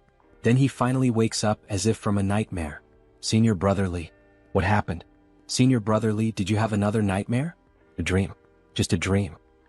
You must be hungry, Senior Brother Li. She has some buns here. Would you like to eat? We don't have any more money, do we? Where did you get the money to buy the buns? About that. She sold her gold bracelet. Gold bracelet? Then he remembers, it was the first contact he had with her. Hadn't he given it to Yang Na? No, Yang Na doesn't exist. In the end he gave it back to buy Ling Yao again. Senior brother Li, you've been carrying this burden alone for far too long. There's nothing more I can do. So, this is the only way she can help. She had already helped a lot over the past few months, whether by supporting him or assisting with the escape plan. As soon as everything is settled, he's going to buy her an even bigger gold bracelet. She gets shy at his words. After all, it sounded like a future marriage proposal. Alright, she'll be waiting for him. Then they finally arrive in the city. Janya town. A vast center full of people, merchants, and large structures. Master Lu, that sect in Shijing you mentioned earlier. Aside from the reputation of granting children, what else do you know about that place? He's never even set foot in there. But if he had to guess, it's probably just an old master with a bunch of novice monks reciting scriptures. Senior brother Li, aren't we going to stay in Janya for a few more days? No, we're not. The final wishes were all entrusted to Zhao Wu, who is on his way back home. He'll ask an escort agency to deliver them everywhere. Staying here wouldn't bring us any benefit. Then, in that same place they see Zhao Wu sitting with a stranger. Senior brother Li, he didn't go home. Zhao Wu? Why the hell did he come back again? For what reason? His father thought he was a useless cripple. A long time ago he told Zhao Wu that maybe he hadn't been kidnapped. Maybe his own father had sold him. Qingfeng Temple, Chun Xiaan. He's completely covered in hair like an animal. Not even a tiger eats its own cubs. He's imagining his father as someone far too cruel. He was the one sold by his own parents. For just 2 taels of silver. They sold him like cattle, and didn't look back even once. So in the end, it's senior brother Li who is too kind. You know what? A tiger won't eat its cubs, but some people are far crueler than tigers. Xiaoman, calm down, Xiaoman. Hey, so, Chun Xiaoman, do you still want to go back home? Of course he does. He wants to make them pay for what they did. And you, Zhao Wu? What's your plan? He wants to keep traveling with all of you. Alright then, in that case, let's all eat. Shopkeeper, take our order. He's starving. Coming right away, dear guest.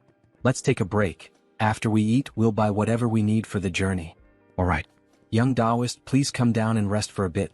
There are still some buns left, please eat something. This old man will take watch in your place. Anything unusual in the camp? Nothing particularly special. Except that Degur went into the forest a long while ago, and still hasn't come back. Should we send Xiucai and Jiren to go look for him? Just take over the watch, Master Lu. He'll go find his man himself. No need to trouble you with that. Yes. Then please be careful, young Taoist. So he heads out in search of Degur. Idiot, you out here, idiot? Strange, what is that idiot doing here? Could he have come all the way here alone? Then he notices a man near a stone. Wait, who's that? Is that him, the idiot? Amichuofo. It's a random man in monk robes, eating some kind of offering. Did you come here for something? Amichuofo? Are you a disciple of the Vajra sect? Indeed, it's true, he is a disciple of the Vajra sect. This guy seems suspicious. Would it be alright to ask where his master cultivates and which enlightened one he venerates? He doesn't have a fixed place to cultivate, but he heard there's a monastery to the north that offers food, so he's heading there. As for the enlightened one he mentioned, are there actually multiple enlightened ones? It's rare to find a disciple of the Vajra sect so lacking in cruelty in this world. Forget it. Whether he's lying or not, he still advises him not to eat the offerings meant for the dead. Hey, how can you accuse me of lying? Hinvi entered the Vajra sect. Disciples of the Vajra sect cannot lie. All you know is chanting Amichuofo. You don't even know which world equals honored one he believes in. What kind of disciple is that? The disciple is confused by the protagonist's comment. Then tell me, what should a disciple of the Vajra sect be like? Taylor Wang said that disciples of the Vajra sect shouldn't marry, so he won't marry. Shopkeeper Lu said they shouldn't eat meat, so he doesn't eat meat. He saw other disciples chanting Amichuofo, so he just followed along and started chanting Amichuofo as well. He begins giving several explanations, but the protagonist couldn't care less. Until finally the lost idiot shows up. Senior brotherly. In the forest, there's rice. Wild rice. What wild rice? That's a funeral offering. He actually had the audacity to eat that? Is he tired of living? Then he punches the idiot in the stomach. That's enough, he's already wasted too much time searching for him in the forest. Let's go back now. Meanwhile, the disciple remains silent, deep in thought. He did everything they told him to do, everything. So why isn't he considered a disciple of the Vajra sect? Then they return and rejoin the group on the road. More and more people on the road. Looks like we getting close to Xijing City. Not far now, young Taoist. Just another 10 days or so. But even so, having so many people on the road isn't necessarily a good thing. More people isn't a good thing? The more people there are on the road, the more they become like a herd of fat sheep. And when sheep gather in a herd, that attracts. Bandits are coming. Run for your lives. These sheep really are fat this time. Master Lu was right again, here they come. Keep moving forward. However, when he looks back, young Taoist, we'll wait for you in that forest over there. We're going ahead. The old man was already out in front, running for his life. Damn it, don't let those sheep into the forest. We can't fight properly on horseback in there. Kill them all right here on the road. Then the bandit leader begins slaughtering all the civilians along the roadside. We see an old woman trying to run for her life, but of course being elderly she's quite slow and ends up falling behind. Haha, running at that speed? So slow? Are you in a hurry to die? Do you have any last wishes? Before he could cut the old woman in two, the disciple leaps in to save her. Though he ends up getting injured in the process. Yo, still have the nerve to save people? Old monk, you really aren't afraid to die. Amichuofo.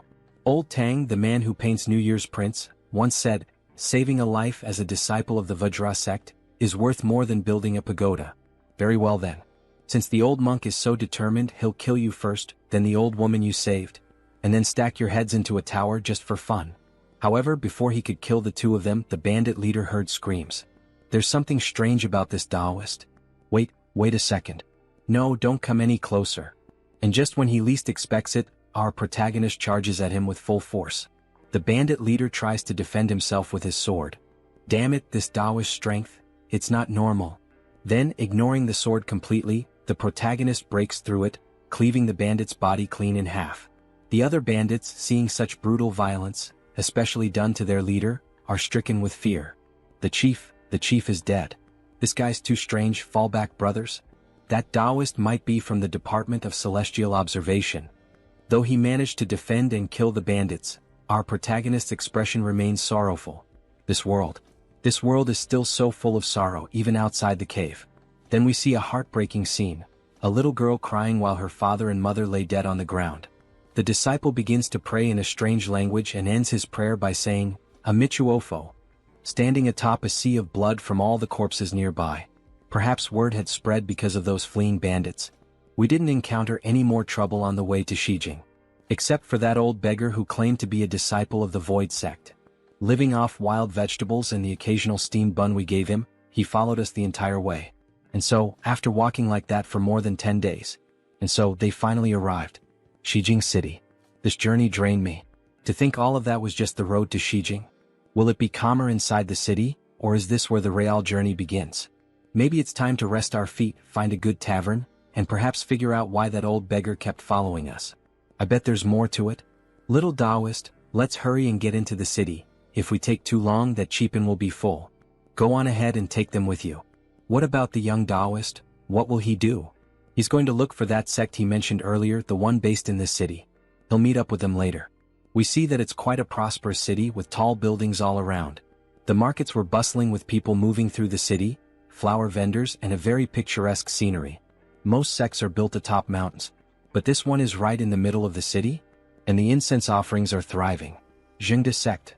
Didn't Xianyang mention that name before he died? Could this place really have some connection to Danyangzi? I found the place, but what do I do now? Just say I'm a disciple of Danyangzi? Heavenly honor. He's the last disciple of Danyangzi.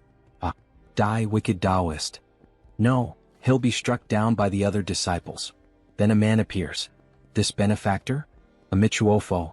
He is Jian Dun, emerging from within the temple, a disciple of Jinga. Master, it's an honor to meet someone of your standing. He is called Li Xianyang. A Taoist disciple like you wouldn't have come all this way just to light incense and pay respects to the world-honored one, would you? Please come this way. They then sat down and began to talk. Please, benefactor, accept this humble cup of tea, as expected of a disciple of the Jinga sect. He truly seems like someone with a pure heart and free of desires. Chubby and bald as he serves the tea, he almost resembles the Buddha himself. Well then, how should he begin explaining the whole story? So he starts recounting everything that happened, from the human experiments, the pursuit of immortality, the deaths, and even Danyangzi's own death. Danyangzi is dead. Upon hearing these words, the calm disciple was taken aback and accidentally crushed the teacup in his hand. So the Jinga sect really did have ties with Danyangzi? That old bull-nosed Taoist is truly dead. This matter is of great importance. Please, benefactor, tell us everything in detail. And so, after long hours of conversation, they finally finished. That's more or less how it happened. Grandmaster, in light of such circumstances, could it be that Danyangzi truly managed to become immortal? Or perhaps, he transformed into something else? Did you really hear Danyangzi speak into your ear? Absolutely true. It definitely wasn't an illusion because there was also something strange about the god of joy. Benefactor Xianyang, he cannot make a decision on this matter alone. Please allow him to report this to the sect leader. He must trouble you to wait here for a moment. Although Jian Dun didn't say anything directly, his demeanor revealed something. As expected, the matter of Danyangzi is far from over. This is the inner hall of the Jinga sect. The sect leader is just ahead. The leader wishes to meet with Benefactor Xianyang personally to discuss this matter. These are images of the central Vajra realm, of the world-honored one, the Tathagata. And he senses a strange smell. In the realm of accumulated fragrances of the east, the world-honored one imperturbable. In the realm of joy of the south, the world-honored one born of jewel. In the realm of bliss of the west, the world-honored one Amitba. In the lotus realm of the north, the world-honored one accomplished. Together they are known as the 5 Tathagatas of wisdom. Amichuofo. This is Master Xinhui, leader of the Jinga sect. Greetings. Greetings, sect leader. I am Xianyang. May I dare to ask, do you know what Danyangzi has become? Benefactor, what matters is not what he is, but what you believe he is. Tiske. This sect leader is speaking in riddles again.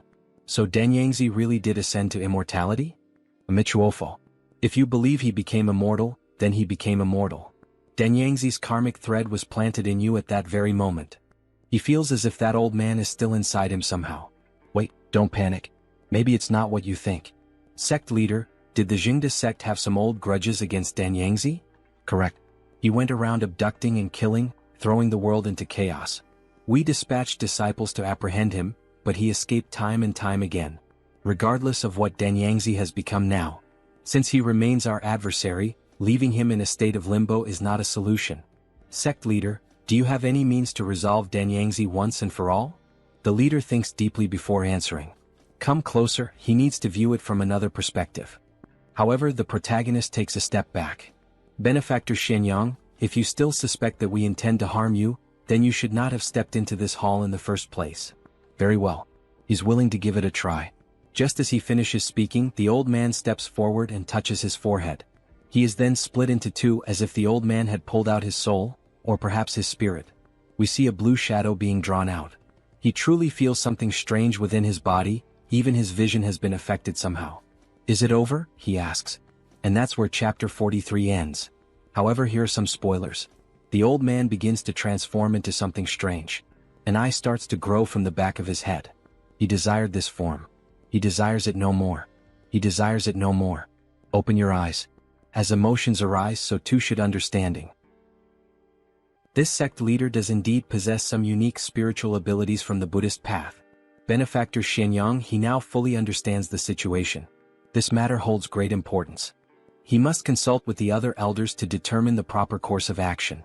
You may remain within the sect temporarily. Tomorrow we will give our response. He has a friend waiting outside. If he doesn't return, they'll grow concerned. Whether to stay or leave, it is up to you to decide. The gate of the Jinga sect will open again at dawn. Benefactor Xianyang, he also knows that unless this issue is resolved, it will remain a great threat, both to you and to all beings under the heavens. The protagonist remains silent for a while, then decides to leave the temple that night. This form is not me. If it were truly me, this form would not suffer from affliction or desire. Benefactor Xianyang, please. I desire this form. I no longer desire it. I no longer desire it.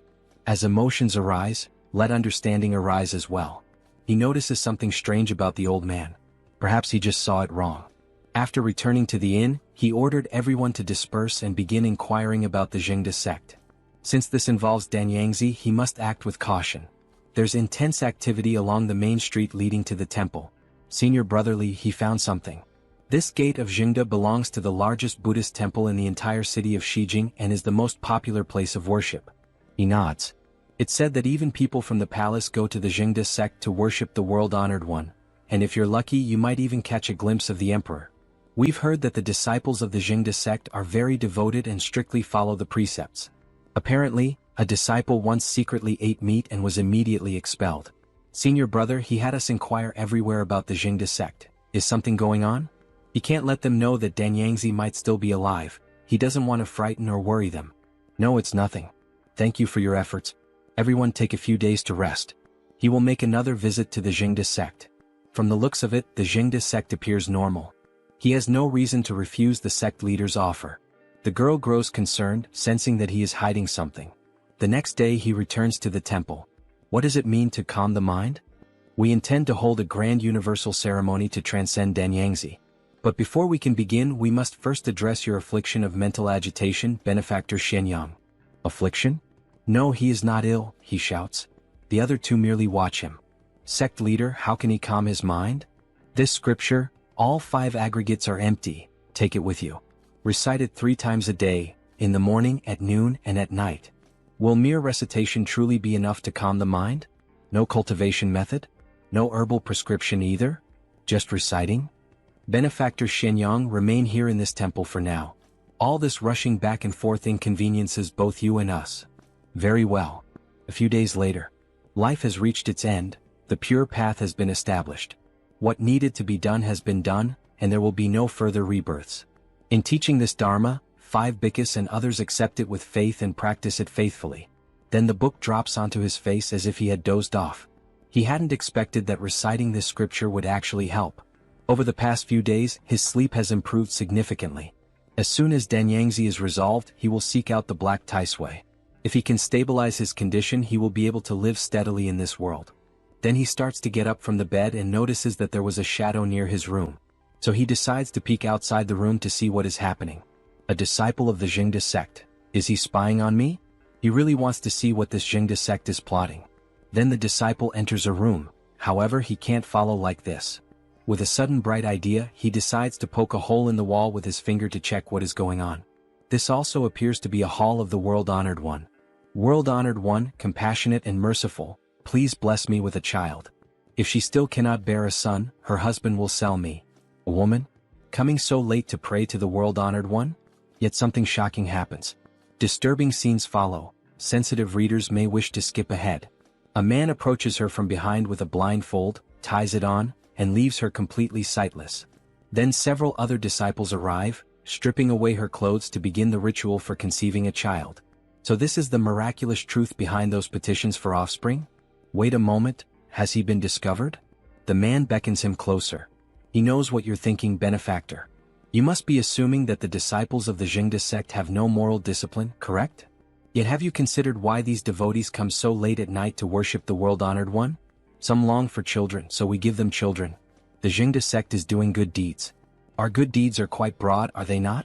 You don't need to explain all that to him. He can't dictate what you do. He only hopes the grand ceremony of universal salvation meets no obstacles. In truth, he was a Taoist before entering the monastic life. Whether Taoist or Buddhist, in the end, all paths are the same. So, Benefactor, do you look down on the Buddhist way? He exhales, weary, and says, "This place is filthy. Isn't there a single clean corner anywhere around here?" The next day, Benefactor Xianyang, the grand ceremony of universal salvation will begin in a few days. The preparations have been extremely costly, so please avoid wandering around. Very well. Go back and tell the old sect leader that I already know. Amit Ba. The sect leader sent that message on purpose to stop me from roaming about. He's afraid I'll uncover the filth within the sect. Or is there another reason? Hey Taoist? Little Taoist. The old beggar? What on earth is he doing here? Hey, how did you get in? Ah, don't say that. The masters of the Jinga sect are truly kind-hearted. They saw I was a poor soul and let me stay in the sect doing odd jobs. This old beggar doesn't seem to understand anything. Why would the Jinga sect take him in? Could it be, they really are kind-hearted? How are things for you here? Actually, not bad at all. He eats until he's full every day and keeps himself warm. It's just that, he can't perform good deeds anymore, and that makes him a bit uneasy. Don't overthink it, just be happy you're not going hungry. Maybe he really is overthinking. Come here, little Taoist.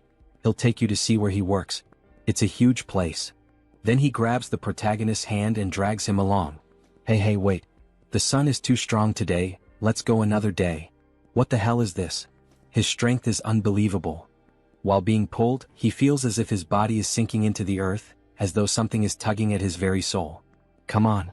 You won't regret it after seeing it. There's all kinds of interesting stuff. Weird, what just happened to him? Little Taoist, it's right there in that temple. Several statues are being carved by other disciples. Is this where you work? The environment isn't the best. That's right. He's responsible for moving the broken stones and even helped build some of these stone statues. So many statues. The Jinga sect can't possibly need this many. They're probably selling them to devotees to make money. That's not all. There's more up ahead. Taoist, look in here. He summons great strength to push the door open, and a cloud of steam rolls out. The protagonist starts to sweat. Squirming. He hears that whispered phrase, and when he looks ahead, he sees a mass of red living tissue, cells clustered together with eyes and a mouth, something hideously bizarre, almost beyond description. Beside it, or perhaps forming part of its body, are figures, people, writhing and moaning in pain. All of them are shifting around the room, circling the pillar. What is happening? Look, Taoist. Lift your head. What a gigantic statue of the Buddha. He jerked his hand free of the beggar and stepped back. Hey Taoist, don't leave. You finally got here. Why the rush? This place is dull. I'm heading back. That old fox is lying. He said the grand ceremony of universal salvation was near, so I couldn't wander around. Clearly, they just didn't want me to expose their illusions. The Jinga sect is nothing but a den of evil. As he runs all those statues and laborers, truthfully they look like demons and slaves. Is that thing alive? I don't know, and I don't want to find out. He dashes out of the temple. He has to escape this cursed place as quickly as possible. Amitabha. One of the disciples sees the protagonist running. Benefactor, your heart is unsettled. Jinga sect Janwei. Surrounded from both sides. He cannot escape, he will have to fight his way out. Then he quickly draws his sword and strikes the disciple with a tentacle-shaped head. He is cut in half easily, which even startles the protagonist. He is already dead? So easy? These monsters, why did they simply stop? Then tremors begin to shake the nearby buildings. Xianyang stays alert to what is happening. The buildings start to collapse and from them emerges a huge red monster, possibly made of blood or the remains of people. The protagonist does not even come close to the colossal size of the enemy. This thing. There is no way he can deal with it. He has to escape from the Jinga sect. They cannot let the people of Shijing City see the true face of the world-honored one. The monster begins to chase him. He runs and moves between the walls and rocks, falling in the air, looking like some kind of Spider-Man. When he looks down, he sees the sect leader. That is sect leader Xinhui. Don't try to stop me. He starts reciting meaningless words. No form, sound, scent, taste, touch, or thought. No eyes, ears, nose, tongue, body, or mind. When Xianyang finally reaches the ground, he realizes that his sword has disappeared. How the hell did he do that? Benefactor Xianyang, your 6 senses are tainted, your 5 aggregates are not yet empty. It is best that you refrain from using weapons. Found him. He's here. That's him. Dawn Taoist, don't let him escape. Silence. They are members of the sect, why such panic and disorder? Sect leader. It's not that we wish to panic, but this Taoist disciple suddenly attacked senior brother Janwei. We came to demand an explanation. Then the old man seems irritated. Benefactor Xianyang. Why did you attack one of our disciples? Did he mistreat you? Sect leader Xinhui, there is no need to pretend any longer. He saw everything clearly inside the hall just a moment ago. Then he would like to ask you, Benefactor Xianyang, what exactly did you see? Wait a moment. When did that massive flesh monster disappear? What is going on here? Benefactor Xianyang, did you say that these statues and disciples turned into black sludge monsters and chased you? You cut this piece off with your own hands, why don't you examine it? It really just feels like ordinary stone. Benefactor Xianyang, let us continue. Was it here that you just saw those filthy things? This is impossible. It wasn't like this just now. It is just a huge golden statue. He saw it clearly just a moment ago. How could it be fake? Benefactor. You must be more aware of your own illness than we outsiders. Impossible. Is this all the time that the black Tai Sui he ate can buy me? The other curious disciples watch from afar. After all this, it turns out he is just a madman. We should ask him to leave quickly. What if he goes mad like this again? Alas, it is not a major issue for the benefactor to trouble our disciples, but it would be bad if he came here to disturb the world-honored one. Let us end this with you offering a stick of incense to the world-honored one. However, the protagonist seems a little hesitant. Benefactor, what is he hesitating for? He decides to take the sticks of incense and offer them to the world-honored one. However, he knows this is a lie. The world-honored one seems fake. This should be sufficient. Amitabha, please, benefactor. The stone statues and the disciples are also fake. Everything now is fake. Xinhui thinks he can deceive his senses. How laughable. After struggling between reality and illusion for so many years, do you think he cannot tell the difference between the real and the fake? He cannot remain any longer in the Jinga sect. No, he cannot remain in this Shijing city either. The next day at dawn. Senior Brotherly, why have you returned? Have your affairs with the Jinga sect ended? There's no time to explain. Quickly pack your things. We must leave this place immediately. Okay, but troop leader Lu and the others just went out. We will not wait for them. We leave now. Get Go Wa and the others moving. Hurry, hurry. Senior brother, where are we going? We are leaving the city now. Then we see the sect leader sitting in the main hall. Oh, poor child. If we had not found her earlier, she would have been drowned by her own father. Sect leader. Xianyang has escaped. He escaped? To think that the Sutra of the emptiness of the five aggregates still failed to delude his six senses. Come here, strike. Yes, sect leader. The moon hides the jade rabbit. The sun hides the crow. Naturally there are the tortoise and the snake. Intertwined and knotted. Intertwined and knotted, life and fate are firm. Yet a golden lotus can be planted in fire. Wriggling, wriggling. Gather the five elements and use them in reverse. When the work is done, become a Buddha and an immortal. Then the vessel is shattered with some little balls of light and transported into a jar. Since he is not willing to accept this, then go and bring Xianyang back. However, he was able to see through your methods. It is best to be careful. Yes, master, he will bring him back. Then the master enters somewhere and stores the jar. That scoundrel Danyang Zi has some incredible luck. He doesn't know where he found such a rare heart element like Xianyang. And we see a disturbing scene, several jars with vessels stored on a shelf. We see the protagonist group in the middle of the jungle, around the campfire cooking food. Senior sister, please eat a few more bites. These hanging noodles are a rare delicacy. She is not hungry. Senior sister, are you worried about Senior Brotherly? He brought us out of the city, but now he has left us here. Hey, he figures there must be some danger. Senior Brotherly probably thought we were a burden and had everyone hide here first. Let's just wait here for Senior Brotherly. Yes, she unfortunately knows that. Although it is a bit cruel to say it so directly, as long as he can stop Senior Sister Bai's idea of going to look for Senior Brotherly. An explosion happens near them, the sky begins to grow darker with black lightning. That noise. Is Senior Brotherly fighting? Senior Brotherly is in danger. Let's go, we have to help him. But, we are too weak, we can't help. Of course she knows that. If it weren't for Senior Brotherly on this journey, we would have died countless times already. We owe our lives to him. So, she needs to see him. If something happens to him, she will not be able to go on living. What a beautiful woman. 10 minutes earlier. His strength is still not enough. To establish a foothold in this chaotic and strange world, he must be strong enough. Even someone like Danyang Zi can become so powerful. Why can't he? But where does strength come from? Then a thought comes to his mind.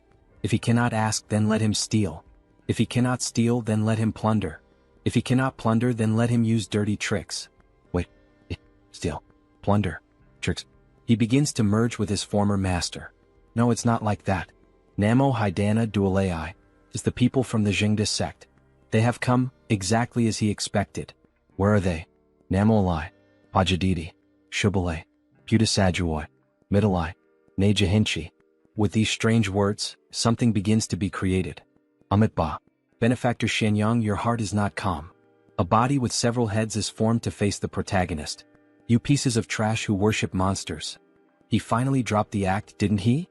He begins to play the Shino and summon spirits. Spirit attack. Benefactor Xianyang, he doesn't know what he is talking about. Then he begins to gather energy in his hand and crawl it. However, the spirit attacks his arm directly. Alright, this is working. Meanwhile, the protagonist is eating dirt. Come on, one more year of life. Everyone attack that fat one. Benefactor, the karma of Danyang Zi is upon you. If he leaves with it, I heard it will bring great trouble upon all the people of this world. It would be better to return with me to the Jinga sect. If you want to go back alone. Forgive me for not keeping you company. Tathagata Anuttara. Samyak. Sambodhi. A hand of blood begins to grow on the protagonist's sword. His sword. What kind of ability is this? Then he throws it away. This is not good, even Master Yu is affected. Growth. Growth. Then he grabs the two spirits and explodes them at the same time. An ability that creates flesh and blood? Wriggling, this is trouble. He can no longer use his bell or his sword. Do not remain so obstinately lost. Amitba. It would be better for him to return with me, benefactor. The protagonist finds himself in despair. After all, none of his weapons work. He's not going. If those of the Jinga Gate truly have his best interests at heart, then how about letting him leave? Don't those of the Jinga Gate always claim to have a heart of compassion? He cannot defeat him if this goes on. He can only escape for now. He just doesn't know if this monster is fast or not. A heart of compassion. Wriggling. Wriggling. A heart of compassion. Huge thorns begin to emerge from his back and attack the protagonist, piercing even the enormous trees of the forest. Benefactor Shenyang is right. It is precisely because he has a heart of compassion that he absolutely cannot let him leave. He created a prison, a kind of cage with bones to trap the protagonist.